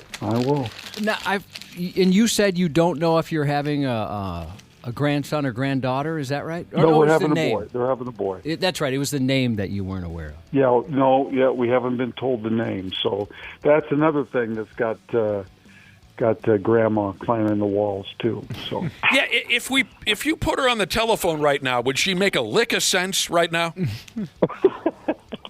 Or would it just be madness? Like any more than normal? I wouldn't dare do that. Yeah, she's not. Is she sleeping? Well, she's probably trying to. Yeah. I mean, we both haven't had any sleep, so. Well, by the way, okay, so a few minutes ago you said you bet our listening audience on the text machine would know a thing or two about the difference between grandparenting and parenting. And we have gotten quite a few texts from listeners. One of them says, I call my grandchildren my rentals. They're rental children. Wow, okay, Savage Beast Jesus. I am the father of 6, he says. Where is he? I thought I had this somewhere. Yes, grandfather of 1. Most days, the grandson is my favorite. And he even sent us a picture of his grandson who has a fresh mullet haircut. Oh, nice. But speaking of grandmothers being in the hospital when their child gives birth, to meet their grandchild, I can tell you this much. I've forgotten all about this, but I was on the ground floor. I was ringside, not literally, but I was at the hospital when my sister pushed out her child. I was at the hospital. I got a telephone call. They said, if you want to come over and meet this baby, go ahead. So I showed up. My mom and dad were there, just the 3 of us. And I remember the door opening and the head nurse or whatever saying it's a girl or whatever, right? So I'm sitting there with my mom and dad. My mother shoots up out of her chair and begins to walk into the delivery room. And the nurse said, actually, Mrs. Bourne, we're going to need to give it a few minutes. And my mother just kind of looked at her like, yeah, whatever, and just kept walking right into it. Just blew right past the nurse. And next thing you know, my mother was ordering people around as to how to get out of there, old lady, for Pete's sake. My dad and I stayed put. My mom blew right past security. I'm sure that happens all the time. Absolutely. All right. What do we got going on around here as far as jock sniffing? We played some audio from the Pigs' win last night at their home rink. As I mentioned, if you match that up with that loss by Peterborough last night, it puts them into the playoff. The final. Standings this morning too. Yeah, I was looking at the standings this morning. They actually have an outside shot at catching Dallas yet because they've got a game in hand, so they're 6 points back. They've got a game in hand. Let's say they win. Well, it won't matter. It won't matter, but they might get home ice then. Yeah, they might get home. They might get home ice in that series, and so they're still going to play them. But they might get the first 2 games at home. They got that game in hand. If they win that game, they're 4 back, and then they do play Dallas. I think next week or the week after. So if they won that game, then they'd only be 2 back. So they do have a shot to get home ice. Well, they can't have many games left. I don't have it in front of me. They've got 7 games left. 7 games left. Yeah, Brad, they go to Dallas next Thursday night. Yeah. So that has a potential to be a very big game. And obviously. the only difference would be home ice in the series. Yes. Right. Yeah, and I know in the NHL and the playoffs it doesn't matter that much, but it would be nice to have those first 2 games at home in a series like that. Couple of home games. So last night the final was 4-2/5-2. Matt Boldy and the Russian kid had a good game. Hartmental, Zuccarello. So 7 games left. Back-to-back noon games this weekend. Tomorrow in Ottawa, Sunday in Detroit. And we can start talking now. We got plenty of time to jaw-jack about this between now and the start of the playoff. But the question will be, is this the year that this club is able to scissors their way out of that opening round? Or do we get kicked in the bag again? It'd be really disappointing to get kicked in the bag again. I've been more intrigued by this Wild team than I ever have in my life. I've watched more Wild hockey this season than I have probably the last 20 years. Just trying to figure out. I love Marcus's answer on Wednesday about would he rather have the playoffs set up at 1 versus 8 and not the way that it is right now. And honestly, if it was set up that way, they would have a much better chance to get out of the first round. The problem is their division is so difficult, and there's so much talent in that division. It is hard to get out of the first round of the playoffs because of the people they've got to play. So, yes, you probably have to you'll have to play those teams later in the playoffs anyway. I get all that, but it would be nice to get out of the first round and at least get that under your belt. So. Have you figured out the rules of the game yet, Dana? You said you've been watching hockey more this year than ever before. Because I think Josh has audio of a goaltender explaining the rules of hockey. Oh, that'd be helpful, yeah. He talks about high sticking, slashing, icing. Do you know when icing happen? The puck come down, my arm go up, and then we start and stop up again. In case you need to brush up on the rules. That'd be very helpful if Josh could find that audio for me. Here's a text from Roastmaster Jesus. All right, like I said, we got a couple weeks here building up to the playoff. All Roastmaster Jesus wants is some playoff games. I'm sorry, dude, I don't think you're going to get it. Not in the opening round. All I want is some playoff games that start before 9:30 p.m. Oh, gosh. You're not going to get it, dude. Probably not. Unfortunately, it sucks. It just sucks because they want to put that East Coast game on first. Yeah, they've got a little better shot if they're playing Dallas. I mean, some of the TV networks might, since they're both Central Time Zone teams, they might not do that to them in the first round. It'll be 9 o'clock. If they're playing Colorado or Vegas, then you're right. It would be for sure. 9 or 9:30. Sucks. Are you ready for your lesson, Dana? Yes, please. What is icing? Icing happen when the puck come down, bang, before the other guys. Nobody there, My arm comes out, then the game stop, then start up. What is high sticking? High sticking happen when the guy take the stick, and he go like that. You don't do that. You don't do that? Oh, no, never. Why not? Against the rules. You're stupid when you do that. Just some English pig with no brain Dennis, at all, What is slashing? Slashing is like that, And there's a penalty for that? Yeah, and for a trip also, like that, and for hook like this, and for spear, like that. That's my favorite part. Bad. You do that, you go to the box, 2 minutes by yourself, and you feel shame, and then you get free. Do you understand hockey now? Yeah, no, that's perfect. Jim Carr on the interview there. Jim Carr and Chiefs goaltender Denis Lemieux. Great explanation. You like that part, Josh? That's my favorite part. Spear is like this. Hee-hoo. The way he does it is perfect. Got him right in the Johnson. Yeah, so there you go. The Twins got a win on their way out of Kansas City, a 5-1 win. Hell, did they hit 3 dongs in the 9th inning? They did. Damn. She was a 2-1 Twins lead going into the 9th, and that's when Wallner and Clemens and Josh Bell set off 3 separate solo bombs to put the game out of reach. Taj Bradley looks pretty solid. Yeah, he struggled kind of in the middle innings, like second, third inning. Had thrown a lot of pitches, and then fought his way back to get through 6 yesterday. And I think, honestly, Shelton let him go longer, which I think is great. That's a good sign. And I think maybe they're going to let these pitchers maybe go a little bit longer because I don't know if they're still trying to figure out this bullpen and how this bullpen is going to be. Maybe that's Derek Shelton's style to let the starters go a little. If it is, I hope so. I'm all for it. And he let Bradley go a little bit longer in his first start too. I didn't watch yesterday, but I did watch his first start on Saturday, I believe it was, and I think he let him go about 93, 94 pitches in his first start, which doesn't sound like a ton, but for a first start of the year, that's unheard of for a Twins manager to let a Twins pitcher go that long. Yeah, he got himself out of some jams, Taj Bradley did. Taylor Rogers came in out of the bullpen. He got some big outs, so they're carrying a little momentum into the home opener today.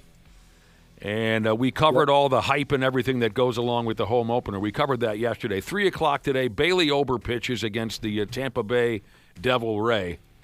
$2 Steve Weisers and the whole works, Cubby. There's some trouble coming. What's the over-under on the attendance today? Well, that's a good question. Well, it's not even close to a sellout like it has been in years past. I know that. Maybe 30? Yeah. 30,000? What? I'm more intrigued about tomorrow at that 6:10 game with the weather and everything. That might just be empty. Yeah. Well, that's part of the reason why I thought maybe I'd go tomorrow night is because I knew there'd be about 300 people there. I think you can go any night, Brad, and you're going to be just fine. So, okay. Honestly, I think you'll be fine. Let's do the over-under then. Today, what is it going to be, 40 degrees maybe? Yeah, high of 42. Yeah, but usually, even if the weather's chilly like this, the season opener is going to be close to a sellout. Yeah, usually. It's not a sellout. Usually. But these are some dark days. We all know that. Yeah. So what would you put the number at? Let's go 25,000 people. Oh, I'll take over. They'll announce a lot more than that. I'll go over that too, yeah. You have to always consider the fact that the Twins will make up some live human beings along the way. I think they'll give away a bunch of tickets too. I think they've been very aggressive in trying to get rid of tickets. So maybe 25 isn't the number. I don't know. No, it'll be closer to 40. They'll announce closer to 40. 40? Jesus. You think that's a sellout? They'll announce closer to 40. It may not be 40. It'll be high 30. Yeah, there'll be a good crowd. I mean, the fact that it's a Friday too. Home opener always has a decent crowd, and yeah, it's a Friday afternoon, $2 beat. Randy, another comedy bit if you want one. If you're just tuning in, Randy Shaver's calling us from his son's house in Iowa City, Iowa. His son and his son's wife are at the hospital right now, prepping to splash. In labor. They're in labor. Yes. Get ready to spray out a brand new grandchild for Randy. So that's why Randy's not in town. He's down amongst the Iowegians waiting for this latest grandchild. You mentioned that your wife is in the house somewhere, and she's trying to get some sleep. So charge into the bedroom right now and say, the baby's here, the baby's here. Oh, my God. And then when she sits up, you say, April Fools. Oh, no. I couldn't. First of all, I don't have the pipeline to the child. Oh. She does. So she would be the one that could pull the April Fool's joke on me. Okay. I'm not connected. I'm just here as You're a driver. A driver. Yeah. Are you basically just a driver, man? Pretty much. Fair enough. Yeah. How about this? Who wants to make their guesses in honor of the Twins home opener? That's how I'm putting it. Yep. I have in front of me the 10 longest home runs in big league baseball history. Who wants to? Anybody, go ahead. Guess a player who might be in the mix. Reggie Jackson. The top 10 longest home runs in Major League. Reggie Jackson. Reggie Jackson, great guess. Not on the list. Really? Barry Bonds. Barry Bonds. Not on the list. Harmon. Wow. Harmon Killebrew is on plenty of lists, but not this one. Jim Thome. Where's my bell? Jim Thome hit the 8th longest home run in Major League Baseball history. 511 feet when he was playing for the Cleveland Indians. Mike Schmidt is not on the list. All great Babe guesses. Ruth. Let's go old school. Now, this might be nonsense, because how the hell did they measure a baseball's travel in 1906? But they say Babe Ruth hit the longest home run in baseball history. In 1921, he hit a baseball 575 feet. Yeah, you got to take that with a grain of salt. You're right. All of you had good guess so far. I'll just throw it right into How about Frank Howard? No. From 10 to 1, we go Mo Vaughn. Oh yeah. Mo Vaughn. Big first baseman, played for the Angels, played for the Red Sox, played for quite a few teams. Yeah, when he got a hold of one, it was a number. A lot of these are older fellers. Oh, wait a minute, Randy, I lied to you. Reggie Jackson is on the list. Yeah. Sorry, Reggie Jackson. Jackson. How about Dave Kingman? Dave Kingman is on the list. Yes. So let me keep going. I'm not familiar with Nomar Mazara. Who the hell is that? Oh, he played for Texas. Okay. How about oh gosh darn it! I was just no, I can't think of his name. Shoot. All right, I'll keep going. I thought I had one. I'll keep going. Oh, Greg Luzinski. No. Great guess, because he was the size of a house. Yes. Greg Luzinski was a You giant. saying that name made me think of another old school guy. How about Willie Stargell? Willie Stargell, he's on the list. So you got Nomar Mazara, 505 feet. Jim Tomey, we mentioned his, 511. Darryl Strawberry. Really? Hit a baseball once, 525 feet. The aforementioned Dave Kingman, 530. Willie Stargell, 535. Adam Dunn. Oh, okay. Reds. Also a big first baseman, played for the, how do you call it, Cincinnati Reds, like Randy Shaver said. Would have taken me all day to get to Adam Dunn. Yeah, me too. Then you go Reggie Jackson, 539. In second place, I'll give you a hint. New York Yankee. Frank Thomas. No, not Frank Thomas. New York Mickey Yankee, lots of alcohol. Yes, Mickey Mantle, 565-foot home run. The Wolves lost in Detroit, a close ball game. I watched that game last night. Golly. I ain't mad. It was a close game. The boys just had one bad stretch in the middle of the fourth quarter. The Pistons went on like a 15-3 run or something like that, and that was the difference in the game. Nick, how much would you give to have Duran as the center for the Timberwolves? He's wonderful. He is unbelievably good, and he's 22 years old. He's a man-child, man. I've grown to love and embrace the ugliness of Rudy Gobert's game. It still frustrates me. It doesn't make me mad anymore. He can't catch the ball. Trust me, Randy Shaver, you don't have to tell me the shortcomings of having Rudy Gobert be your favorite basketball team's starting center. You don't have to tell me. That team, the Pistons, that team is built for the future. I mean, for now and the future. They've got some really good players. They do, but they have some veteran guys that, when you look at it on paper, you go, how are these guys so good? But, like, the Jenkins kid is really a great player. Cade Cunningham's pretty good, too. Well, yeah, but he's hurt right now. But you're right, he's great. But, like, guys like Harris LeVert and Duncan Robinson, Tobias Harris, they just got some guys that, and I've said this before, if Duran and Cunningham don't play great games, they kind of struggle to win, although lately, without Cunningham, they're still beating great teams. Yeah. It's time to give J.B. Bickerstaff a little bit of credit. Sure. I've talked about him a little bit on the show before. Our guy played for the Gophers. Everywhere he's gone, he's won. I mean, he's been a head coach for 3 teams now, and they've all done really well. I mean, he was in Cleveland, and they had the top record in the East a few years ago, and now he's in Detroit, and they've got the top record in the East. So it's time to give him a little bit of credit too. Jaron Duran, however the hell you say his name. Jaron Jaron Duran. I can't, the big center for the Pistons. He's a great player. He's a great player. But I've come around to Rudy now. And I don't want to. Yeah, but, Rudy didn't play down the stretch last night either, though. Where the hell was he? Well, they didn't. They put Naz Reid in there, and they played a smaller brand of basketball. Yeah. Gobert has his strengths. There's no doubt. Oh, yeah. I mean, he can rebound. But there are times where he's a liability for them on both ends of the floor. Oh, there's no question. Especially against an athletic team like Detroit. He's just not. Yeah. It just doesn't work. And I just don't want to say anything too bad about Rudy right now because he and I got a good thing going. Right now, in the moment, we got a good thing going.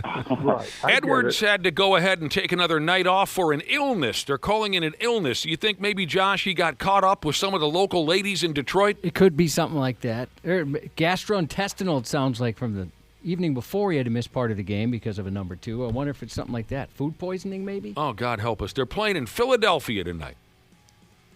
Philadelphia. They have 6 games. They have 6 games left, too. 6 games left. Well, here's the thing. 6 games.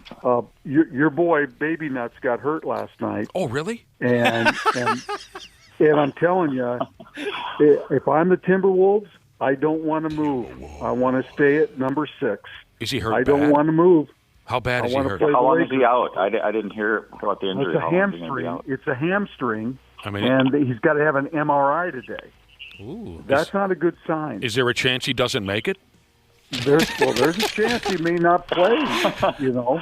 I wish everybody else could have seen the look in Nick's eyes when he heard the news about Luka getting hurt. He's an MVP candidate too. That is the best. Yeah, the thing is though, if he has to sit out a few games, then Denver might pass up the Lakers for the 3rd spot, and then the Wolves might have to play Denver anyway. Well, actually, they've got a good history against Denver, though. Yeah, they do. Yeah, that's what I mean. That's why that wouldn't be a bad thing necessarily. Yeah. An injury to Luka Doncic. Randy Shaver, talk dirty to me. I just did. God, that sounds good. This is cool. Now we got the Final Four this weekend. Give me the lineup again. Who's playing? Who's UConn, playing? Illinois. Yeah. And Michigan, Arizona. There you go. Yep. They start with Illinois and Connecticut Saturday. Let's go Big Ten. Go Big Ten. Starting Saturday, Illinois, Connecticut, followed by Michigan, Arizona. Got a text message here from Medical Device Jesus, a Michigan State graduate. And he texted in to say, all I have to say is go Wildcats. Die, Michigan! Oh. Die! I want an all Big Ten final. You do? Well, this is cool. Speaking of the University of Michigan, tune out for a minute here, Medical Device Jesus. I think this is cool.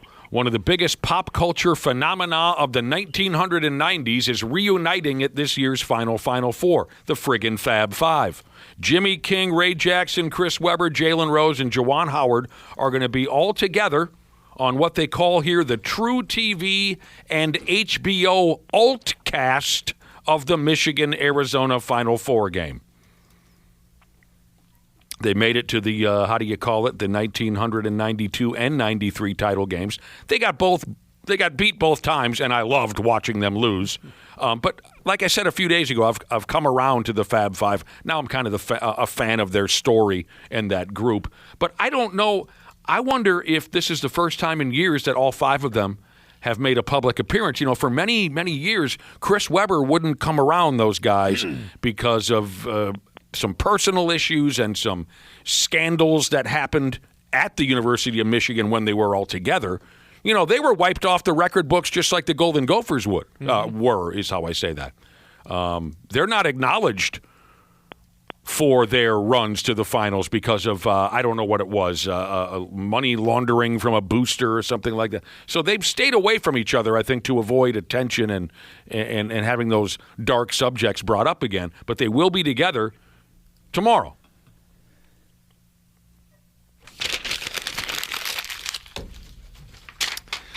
What else is going on?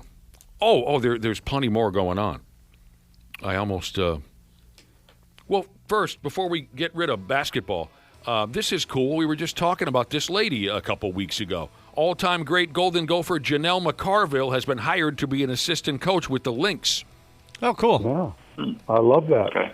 So she'll work as an assistant to Cheryl Reeve, and, well, she played for the Lynx too, right, as a professional? Mm-hmm. Yeah, for a little bit, yeah. So Lindsay now, Whalen, McCarville, and Rebecca Brunson are all coaches. That's right. Reunited with Lindsay Whalen as an assistant and Rebecca Brunson. So there you go. Yeah. Kind of nice. All I have to say about this is better them than us. That giant dork, Kirk Cousins, is going to go bother everyone in Nevada for a while. Was it 5 years? I have no idea. I thought it was just a one-year deal. It's a multi-year deal, but he's not going to be there for that long. I think he's just kind of a bridge before they start the Indiana kid. He's not going to start for them anyway. He's a backup. Boy, he's just going to go wild in Vegas. There's no way it's a competition. I'm going to get him a gift card to the Bunny Ranch.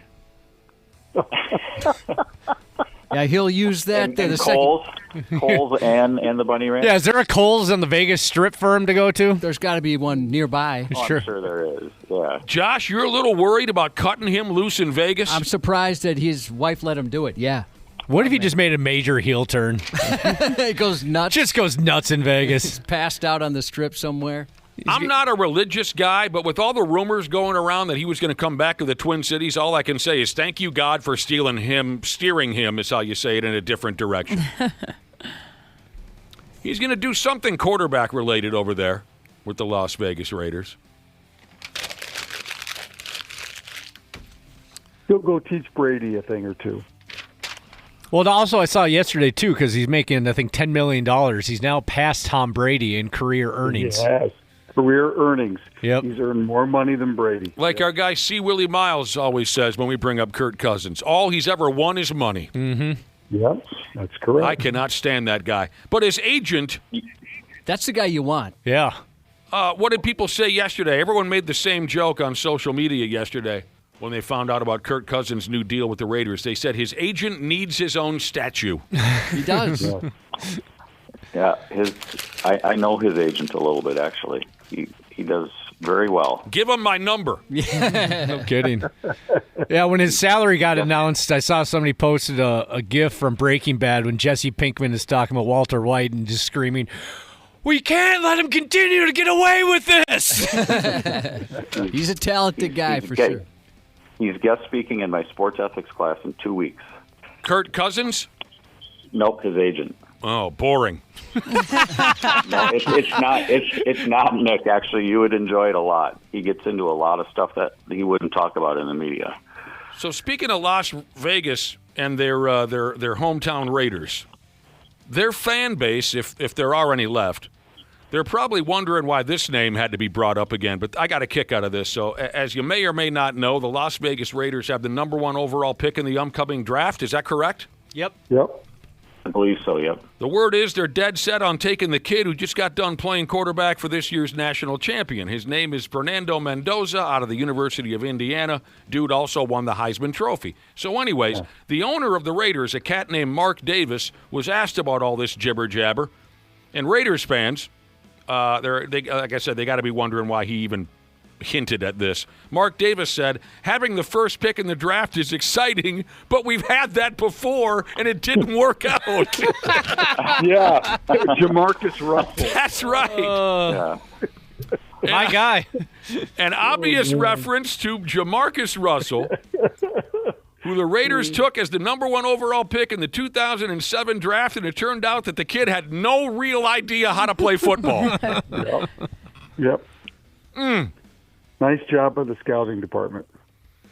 I mean, he did win the Heisman. It's not like they took a flyer on a guy out of nowhere. No, I know. Knowing a little bit about what this Indiana quarterback's like, you can kind of see him getting along well with Cousins. Oh yeah, they're gonna be the two biggest dorks in the league. Yeah, exactly. Think of that quarterback room. No controversy in there. Yes, my son, Cubby. The top hair scientist in the world comes to you and says, guess what? I can give you a full head of hair. but it has to look like Mark Davis's haircut. Oh. What do you say? Absolutely not. I turned that down, too. It's disgusting. It's so bad. Why does he do that? I don't know. Doesn't it look like Mo from the Three Stooges? Yes. But worse. Is that his real hair? I kind of wonder. It can't be, right? It's got to be something else. The man must be insane, whether it's his real hair or not. Why do you want to look like Mo from the damn Three Stooges? It is a full-on 1952 bowl cut. It's just, I don't understand. You've got to be nuts to look in the mirror and say, I'm good to go. And it's like too tall as well. It's very odd. Yeah, I wouldn't want the hair. Is it a toupee?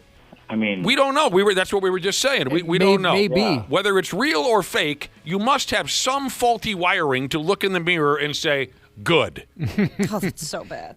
Good. Oh, my God. You're looking at it? That's so bad, bro. Nick, which would you rather have, Nick? Larry's haircut from the Three Stooges or Mo? I'd go Larry personally. What about you, Nick? Larry's got some body to it. Yeah. It looks like he's fun when you see that. And if he puts on a baseball cap, nobody can tell. Mark Davis, if you don't know, look it up. That is truly bizarre. I think it's one of those things where he has so much money and so many yes men that everybody's afraid to tell him that he looks like an absolute, like a Three Stooges. Yeah, you might be onto something there. Dana, you do or do not still own a Jamarcus Russell, what is it called, a fathead? I do not have it anymore, What did you do, leave it at the apartment? I think we left it there. One of the greatest stories ever around the world of sports and sports fanatics. So this was after Jamarcus Russell's out of the league. I was living with a high school buddy. We were just out of college. Garbage apartment. We only picked it because it was closest to the bars in Uptown that we like to hang out at. Nothing on the walls. Furniture from Goodwill. Just a disgusting pit. And we somehow ended up with a Fathead gift card. That's those big Klingon athlete, basically a cardboard cutout you put on the wall. We've got huge. A couple. They're massive. Yes, they're life size. And we were looking at them. We're like, all right, well, let's get one. And we were looking, Justin Morneau. I think there's like Adrian Peterson was on the list. And we're like, that's kind of dorky. And we're like, let's find the dumbest one we can possibly find. So we went to the clearance section. And we found a Jamarcus Russell. He was already out of the league at that point. So we got a Jamarcus Russell fathead. And the thing was massive because he was a big dude, too. Yeah, he was big. And we put it on the wall, and we thought it was kind of funny. And then we thought, well, let's spruce it up even more. There's got to be more Jamarcus Russell clearance stuff on the internet. So we were getting jerseys, magazine covers, programs, and we just decorated the living room with all Jamarcus Russell stuff. And then you hosted a party. Yeah. And people wanted to call the cops because they thought you were so insane. Well, because like I said, the only reason we lived there is because of the proximity to the bars. We were right down the street from Bar Abilene, if anybody remembers that joint. And so we always would host every Friday and Saturday night. People would kind of come to our place. We'd go to the bars, and they'd bring friends, and we wouldn't acknowledge.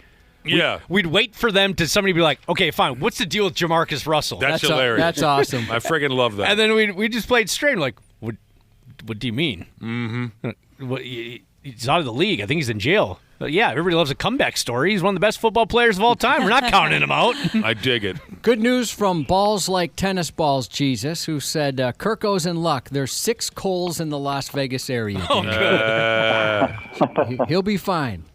There you friggin' go. Oh, God. Oh, Randy Shaver, earlier I asked you to talk dirty to me when we were discussing the injury to Baby Nuts. Speaking of talk dirty to... this is exciting. Poison frontman Bret Michaels is going to perform at the NFL draft. What? I like Bret Michaels, but there were a lot of headlines for that yesterday. I thought that's what they're going with. That's a sign you're kind of like washed up, huh? He's a nice guy and everything. Oh, yeah. Come on. Truly a great guy. Well, he's a Pittsburgh guy, and that's where the draft is happening. Yeah. Bret Michaels. I'll never forgive him. He had a couple catchy tunes. Well, there you go. We're going to wrap this up because we got some company coming in. Randy Shaver, good luck with everything. If you're just tuning in, Randy's calling in from Iowa. He's down there awaiting the birth of his latest grandchild. So hopefully everything goes beautifully. I'm sure it will, Randy. I'm very optimistic that everything will be just fine. I do think it's funny that you're watching the dogs because, I know. Dad's parents watch the dogs. Wife's parents are in the room. Is that right?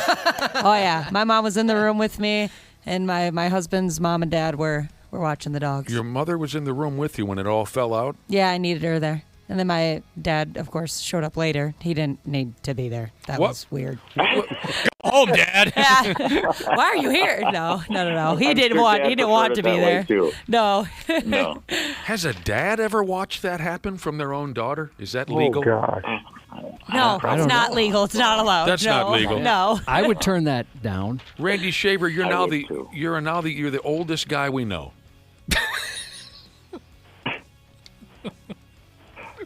By quite a bit. Randy? Yeah? Randy? His hearing's going. What? Congratulations, though, Randy. Yeah, I hope everything goes great. Tell your wife we said hello too if she doesn't claw your eyes out. Out of a stress-related attack. Oh, I can see you're just coming out the bedroom right now and tearing your eyes out. Just say hello to everybody. All right. Well, that would just be a normal Friday. yeah. We'll talk to you boys on Monday. Thanks. See ya. Okay. All right. The police are on the way. If you have a question for our cop buddies, Gordon Shank and Mikey Lee from the Minnesota State Patrol, go ahead and text us at the telephone number is 651-989-9393. We'll talk to Gordon and we'll talk to Mikey here in a few minutes. Half-assed morning show.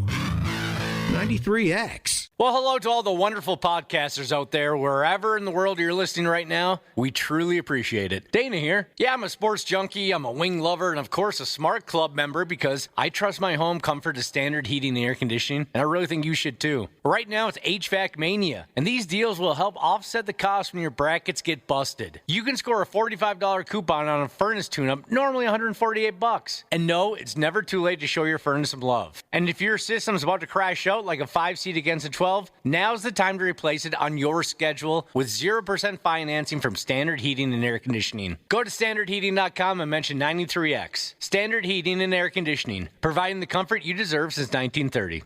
Years of hard work, and now you've got pain in your back, your shoulders, your knees, maybe your joints. You need help. Randy Shaver here with the answer. Dave Bialke. He's got over 30 years experience in getting workers' compensation benefits for people just like you. Don't suffer. Call Bialke Law today. 763-571-2410 or go to bialkelaw.com. That's BIALKE law.com. And it spells relief for you. Minnesota State Trooper Gordon Shank. I called you to report a crime that I don't have nothing to do with. I'm not involved in the crime. I didn't perpetrate the crime. On the 93X Half-Assed Morning Show. Yeah, here they are. The damn cops checking in here at 8:28 on the 93X Half-Assed Morning Show. Our guests this morning are armed, and they don't take no lip from anybody. From the Minnesota State Patrol, we're rolling with Gordon Shank and the pimp. Mikey Lee is also here. Good morning, boys. How are you? Morning. We're doing good. It's wonderful to see you again. Nice to have you back. Thanks for having us. Glad to be back. Hey, let's just clear up the air here. I did not see either of your names in our application pool. What's going on? What's going on? I thought we had an agreement. Recently, you guys had a, how do you call it in the business, Mikey? Hiring process? Hiring. A little application. Hiring jamboree or whatever. What kind of numbers do you guys get now? Because for a while it was overwhelming, wasn't it? Like I thought you guys, there's waiting lists basically. Is that the same? Yeah, I mean, when we applied, it was like thousands of people applying, and then it kind of dipped down for a while, and then I think this year is pretty comparative to last year. It's about the same. Man, thousands of people applied and they picked you two? My goodness. I talk about that a lot. There was 1,100 in our application process, and 48 of us got picked. Yeah, we made it. It's a modern miracle. I wouldn't make a good police officer. Josh would. We've had that conversation many times. I wouldn't make a good cop. I get out of breath just putting my shoes on. I can't picture Josh ever writing a ticket. Like, all right, I'm just going to let you go this time. You know, I understand, you know. I've told you before, I rode along with a gentleman. Yes. And he I just was. texted me. Oh, did he? Yeah. Tell him he's an a-hole. Gladly. I was given that my job for the day was choose, right? What would you do? Sure. And I said no to everything, every single one. And I had reasonings behind it. Oh, no, you're going to ruin that guy's weekend. He wasn't going that fast. That was one of them. That person's got enough problems. And yelled at me. Pure anger. He's like, what the F are we even do out here? Why am I out here? What's going on? He's out there to bust perps. Now, we obviously want to open up the text line so our listeners can bust your chops or ask the two of you a cop-related question. But selfishly, we have some questions ourselves based on some past conversations we've had on the program. Some recent conversations that we've had. First, and I know we've probably covered this before, but we can't remember. Can you hand out a DWI to someone on a bicycle? Like a pedal bike, not an well, I guess maybe both. Either one. Pedal bike, electric bike. No. So, according to state statute, the definition of motor vehicle, it does say a self-propelled vehicle. But if you look further into the statute, subsection B, I know I'm nerding out a little bit, it does define the fact. I didn't notice any difference. Yes. Thank you. Go right ahead. I'm sorry. I think the difference is just a little bit, Nick. Yes. Usually it's a lot more. I appreciate that. It does kind of articulate the definition of like the e-bikes and the classifications there. So really, if they are on an e-bike that fits the classification under the statute, they would be exempt from it. But you can get some kind of alcohol-related ticket if you're swerving all around, you're cutting into traffic or something. Where would you go with that? Yeah, like Nick said, if you make it out into the street, you're obviously wobbling and unsafe for yourself or anyone else in town. Yeah, and of course we deal mostly on the highways. Oh, true. I forgot. What if somebody's biking on the highway? What happens then? Well, you can't be on the highway. That is in that capacity. That's a crime in itself. What is the crime? That's my question. Basically, I don't have the state statute, but you're prohibited from walking, having a bicycle, scooter, any of that on a freeway. So that in itself, we could issue a citation. What if they're riding a wheelie for like a really long time? Do you let them go? Say, all right, that's pretty sweet. You're drunk on a bicycle. You can't technically receive a DWI, but you could get in some trouble. Sure. That's what I heard a few years ago. One time, we were working nights one time, and there was an individual, I think it was right after bar close, 394 out of downtown, there was an individual on a wheelchair that was intoxicated. Oh, man. And I don't know how they didn't get hit. He was on 394? Yes. Was it here where some poor guy got stuck on the front of a semi? I don't know. He was pushed down the road. Did you ever see that video? Maybe it wasn't in Minnesota. I don't think it was here, but it's one of the most fascinating videos. Oh, thank God he didn't die. A dude driving a tractor trailer somehow bumped into the back of a dude in a wheelchair. Just never saw him. Never saw him and didn't know he was there. They're going down the interstate 65 miles per hour, and this dude in the wheelchair is helpless. Luckily, someone spotted him and convinced the trucker to pull over. Oh, my God. Whoever makes that wheelchair, they should advertise. Exactly. How that sumbitch stayed intact as he's roaring down the freeway. Here's our second question again. We wanted to get these out of the way. How often do you deal with naked people? We had cops check in earlier, and it was overwhelming. I mean, it seems like certainly weekly, some said daily, same with firefighters and EMTs, the amount of times they run into nude folks. We asked, at the time, in the moment, average naked people you deal with in a year holding down a job in law enforcement. Average amount of naked people a year. I don't know that we have the same interactions as, like, police officers do. Right, and we mentioned that. We said you guys have a different experience than city cops, generally speaking. So you guys are lucky in that aspect because we had city cops texting in, saying that they wrestled 3 to 5 naked people a week. Oh, my God. Truckers, they get flashed sometimes. Do you guys ever get flashed? Does that ever happen to a trooper? I have not. No. You haven't? No. It's never happened once. So what about career naked people for the both of you?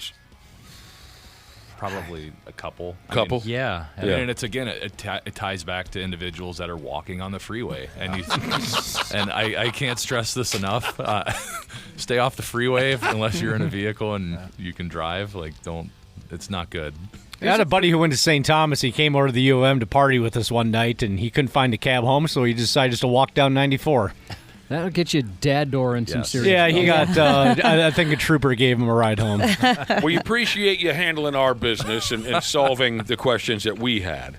Late Night Jesus has a procedural question for you guys. How many times does he need to remind the cop that he pays their salary before you're required to let him go?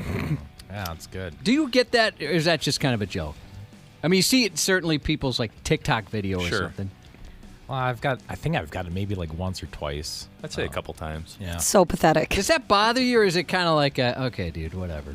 It's just kind of part of the job. Yeah. It is what it is. You say thanks. Yeah, I could use a pay raise. Yeah, you don't want to talk back to your boss, though. Yeah, do you got any cash on you? You can just pay me directly. We can eliminate the middleman here. A question for the troopers here has been texted in. We got Mikey Lee and Gordon Shank in studio. Oh, they're looking for your opinion on the best way to just slow people down on the roadway. And here are a couple of options from this listener. Ticket by camera. Okay, how's the ticket by camera thing working? Is that a good thing? Trying to think. I know that there's a pilot project, largely in part from Office of Traffic Safety. So I think that was deployed in a couple cities and a couple areas. Minneapolis has a few. Okay. I know because I get those letters that my daughter got another one. Oh, no. Shows up at my house. Really? Yeah, well, it was more when it was just the warning, Sure. like, hey, just so you know, this is going to go active. I think we got like 6 of those. Oh, my God. Yeah. So, okay, so there is some of that going on around town where the camera picks you up, you're going too fast, they mail you a ticket. Okay, ticket by camera. Do you like that idea to slow folks down? Or a monitor device in the port of your vehicle, and you pay your insurance according to how you drive. Has anyone heard of that before? Oh, yeah. Isn't that like you get a good driving They have discount? Like that, what is that thing called? It's like the snapshot or something? Yeah, you can opt into it. They gave me that option when I signed up for my insurance, and I said no. I wouldn't either because I've heard it's just things like how you're braking, Sure, even how you accelerate. You know, not And that it can I'm affect worried. your rate. Yeah, Yeah. I wouldn't want that because all of a sudden somebody tells me I've been braking stupid and I didn't know it. Yeah, I'm hard on my money. brakes, so I don't need that. That's really interesting to me. I've never heard of that. It says insurance companies are saying if we don't get accidents down, rates are going to be too expensive for most people to afford. I'd never heard of that monitor on your vehicle. You pay your insurance company according to how safe you drive. Some people I know would be absolutely boned on that. They just drop them. They're just ridiculous drivers, just ridiculous. So any thoughts on the insurance thing? Yeah, I mean, like we said, it's kind of already in play with a couple companies, but I mean, ultimately, I think everyone here has the same goal. Like, speeding is a major problem, and we want to combat it however we can. So yeah. In the meantime, we'll do our part, stopping cars and being out there, being visible, and pinching fools. Yeah, doing what we can. This is why I really enjoy being here some days. Bass Slayer Jesus said, you look like a person who breaks dumb. He said that to you? Yeah, for the record, I don't think I do break dumb, but maybe I do. You're a hell of a good driver, Cubby. I have a question about the hands-free law, if you guys don't mind. How many times, like, say you have it connected to your Bluetooth in your car and, you've got the screen that you can touch, is there, like, a limit on how many times, like, how much you can, like, mess around with the screen? Like, for it to be, like, considered, like, all right, you're not really doing hands-free because I've watched you punch your screen, like, 12 times now. That's a good question because that's part of why you guys are here, right? You have an enforcement like this going on this entire month. Oh, you got something going on? Yeah. I'm mostly I'm mostly asking because it finally happened and it was the best day of my life. My husband finally got a ticket for not being hands-free. It's the best day of your life. Dude, because that's a new mom speaking. He has deserved that. And he's like, I guess he's trying to say that his Bluetooth disconnected, so he was trying to reconnect it.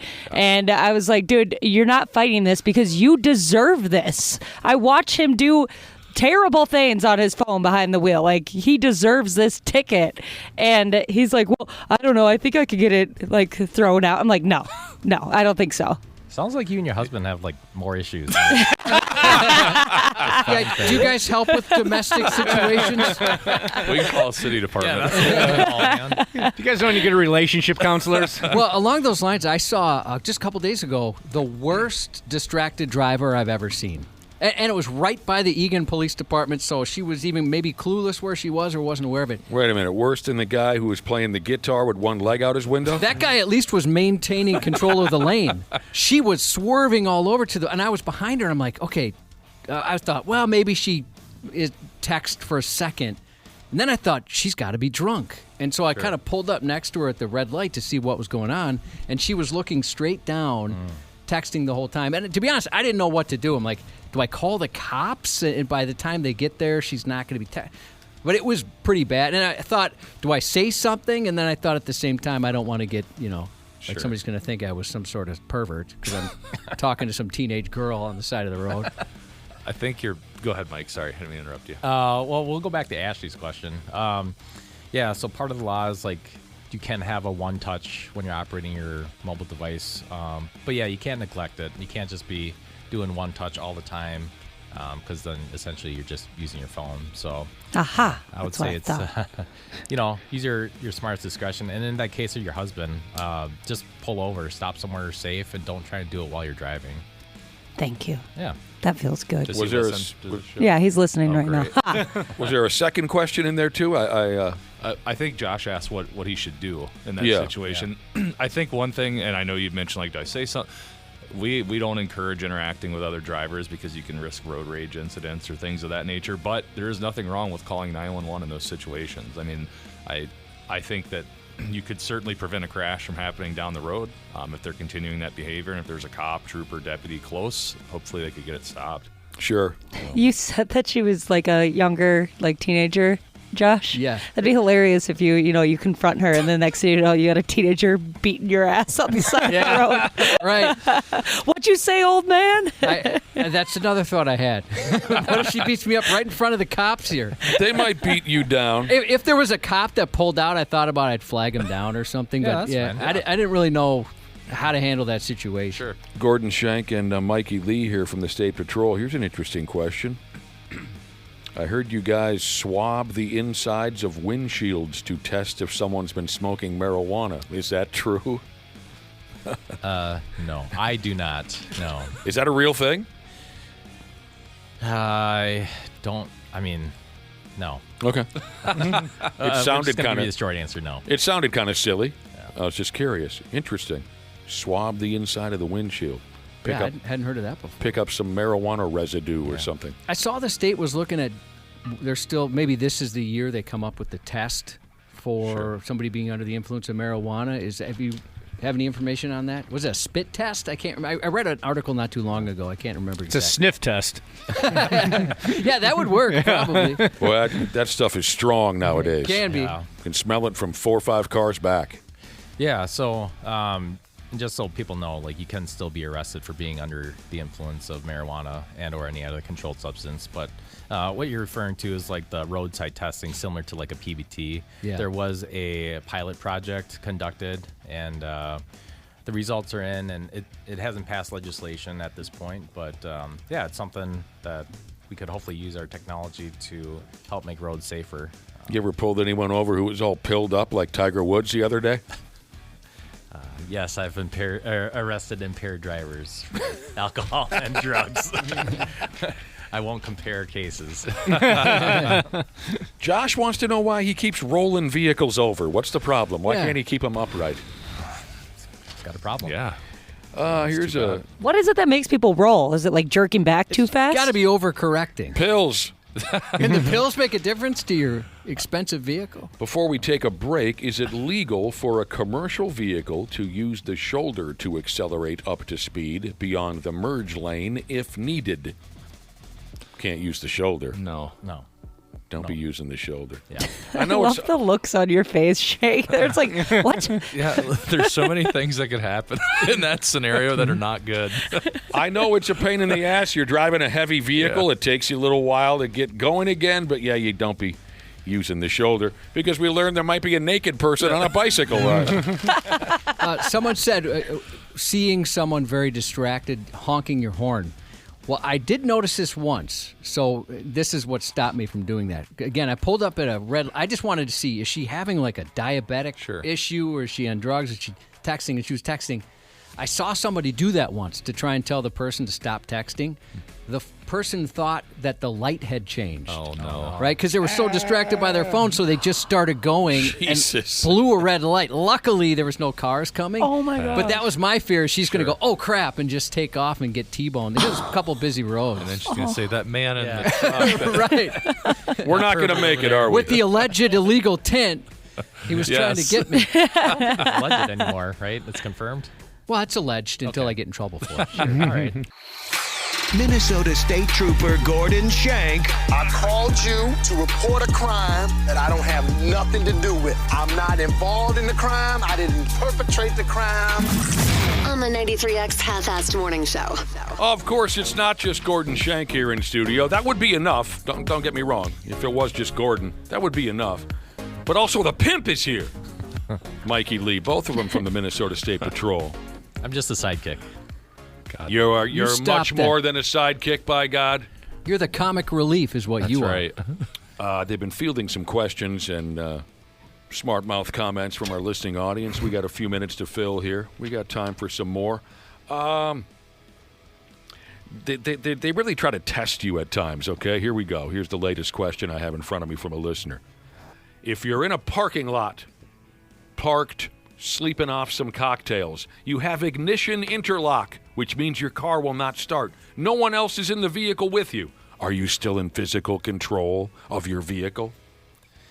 Boy, there's a couple complexities. Please say yes. Please say yes. Please say yes. Yeah, sure. You're going to jail, punk.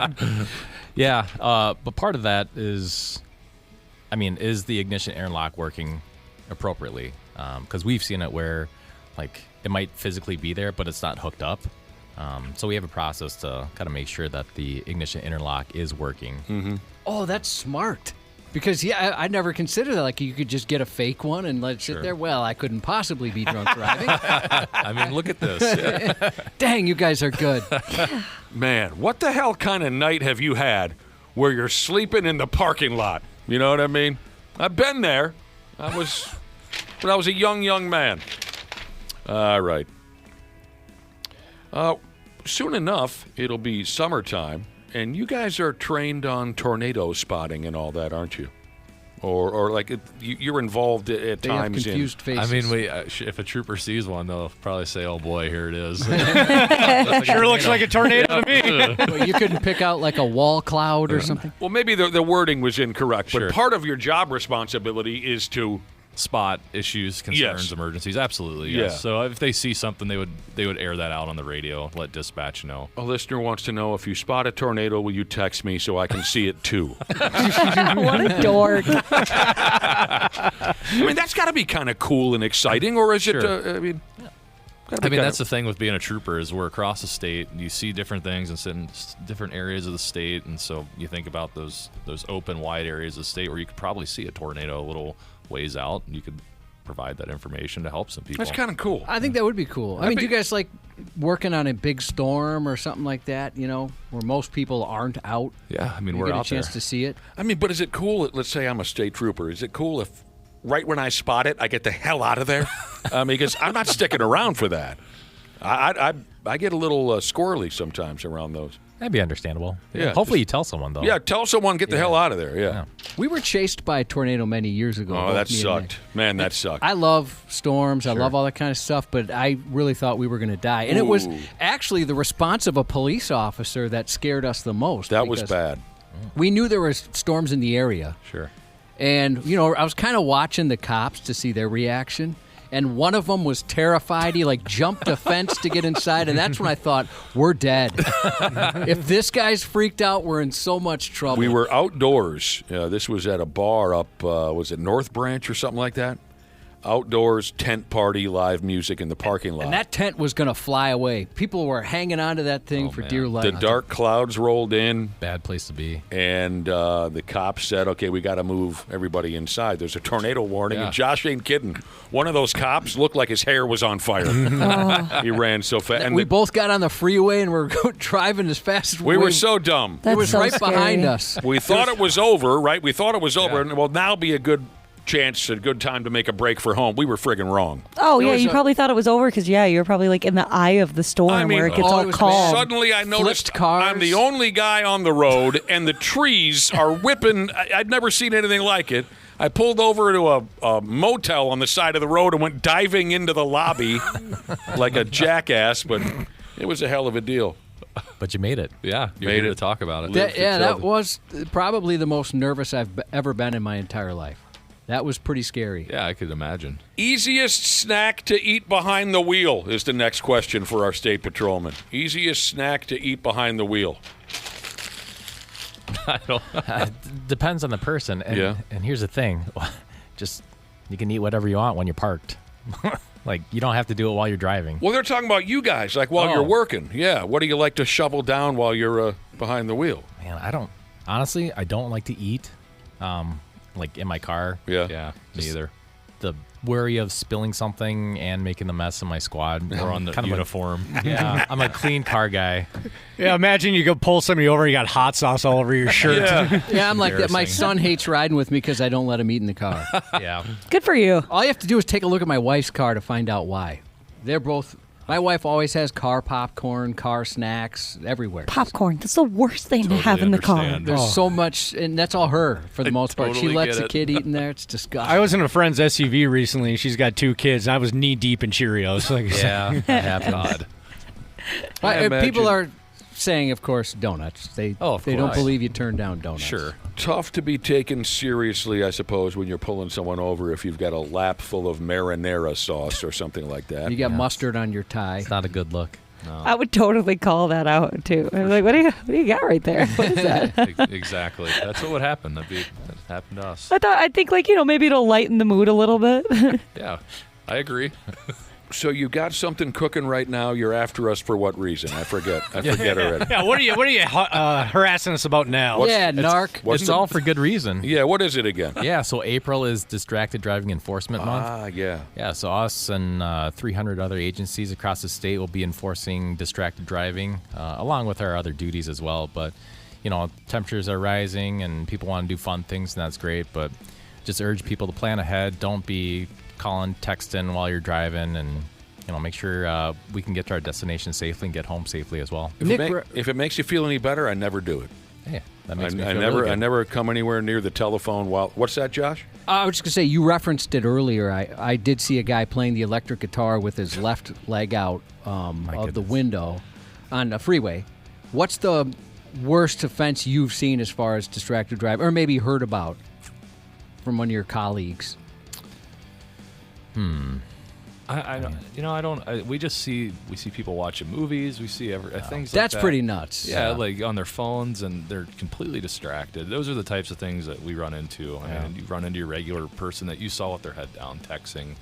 Whether it's at a light, which people ask, can I text at a light if it's a red light? You cannot. You have to be focused on that, on driving the entire time you're on the road. I just remember, distracted driving isn't just using your phone. Sure. I've stopped someone who's blatantly reading the newspaper and drifting in multiple lanes. What? Yeah. Were they 80? Yeah, that was the weird part. He was like, where the hell do you get a newspaper, pal? And this was kind of at the start of my career. But I'm like, what? Why? What is the logic here? It's the news. It's not changing. It's not. He wants to get up on current events. I'm not putting this sumbitch down till I find Waldo. I know. Nick, if you tried to text while driving, you just wouldn't have any hands on the steering wheel. Don't you use 2 hands? That's true. Yeah, he doesn't know how to text when he's just on land on his feet. You guys can text with one hand? Oh, yeah. Yes. Even with these big fat-ass phones now? Uh-huh. Yes. I have a permanent indent on my pinky, actually, from the way I hold my phone. Cubby, can you text with one hand? No. I have small hands. It's just a big phone. I can barely hold. Yeah, I've got tiny hands. I can't do that. In the early days of cellular telephones, when it was about the size of a a damn chicken McNugget, I could do it one-handed then. Oh, yeah, well, they called that T9, right? Just where you just hit the letters or That's numbers right. enough. Yeah. I could do that without looking easily. Sure. But those bastards are too big now. I'm not good enough. They're right. I can barely do it sitting still here in my chair, let alone while driving a motor vehicle. But back in the day, I'll admit back in the day I was pretty bad. I'd have that little mini phone in my hand all the damn time while we were driving. I was bad, too. I had one experience that changed it where I thought I can do this better than anybody. I can easily text and drive. Did you have that moment of realization? Yes, and it was right over here. We have a train tracks right by us. Right. And all of a sudden I looked to my left and there was a train. It was parked there, but even so, I never saw it. I didn't realize I could be that out of it. Who the hell put a train there? Yeah, where'd that come from? Why is that train in the middle of the road? Oh, I'm on the tracks. So I realized at that point, maybe I shouldn't be texting and driving. So I never, and that was, 10 years ago. You just don't haven't done it since. Don't friggin' do it. I mean, I can't. I could never live with the guilt if I hurt somebody because I was getting back to a stupid text. And I was just going to say that. I mean, think about what you're texting. Like, it's really never more important than another life. Right. Yeah. Imagine if you hurt or killed somebody, and simply because I was writing, I'll be there. And the worst part is, if it comes out in court what you wrote and it was a stupid joke. And that's all public. Does it? Oh, it does? Did you guys ever have that, those people come to your school when you were younger? Or I guess not, that would make no sense for you, Josh or Nick, but they would come to our school and they would play a slideshow of the last text people sent that killed them or killed somebody else, and that messed me up. Yeah, back in our day, it was newspapers, Ashley. Sorry about that. They would show us the last handwritten letter that somebody wrote. Somebody's got a telegraph. And it was stone tablet. Yes, it was buckskin and written in blood. Coal. Sometimes they would use a chunk of coal. A lot of calligraphy back then. Scripture. You two fellas, Mikey Lee and Gordon Shank, have a great weekend. Thanks for spending some time with us. Don't go. Appreciate it. Don't go. I don't want you to leave. So nice having you guys. Have a great here. weekend. You Thank too. Happy 29th birthday to Ballbag Jesus from Cheese Machine Cheeses. Happy 50th to Jen Thura Jesus. Have you heard of that? Jen Thura? Jen Thura? That's a real name? I don't know if it's like a nickname for this person or if that's the real name. Very, Jen Thura? very- Or maybe this is a voice to text. Very unique. Yes. From Clown Jesus, happy birthday to Jared from your hot wife. And Concrete Cowboy Jesus texts in a shout out to his smoking hot wife, Felicia, for the 6th anniversary of her 29th birthday tomorrow. Happy Easter, everybody. Half-assed morning show 93X. Well, hello to all the wonderful podcasters out there, wherever in the world you're listening right now. We truly appreciate it. Dana here. Yeah, I'm a sports junkie, I'm a wing lover, and of course a Smart Club member because I trust my home comfort to Standard Heating and Air Conditioning, and I really think you should too. Right now it's HVAC Mania, and these deals will help offset the cost when your brackets get busted. You can score a $45 coupon on a furnace tune-up, normally $148. And no, it's never too late to show your furnace some love. And if your system's about to crash out like a 5-seat against a 12, now's the time to replace it on your schedule with 0% financing from Standard Heating and Air Conditioning. Go to standardheating.com and mention 93X. Standard Heating and Air Conditioning, providing the comfort you deserve since 1930.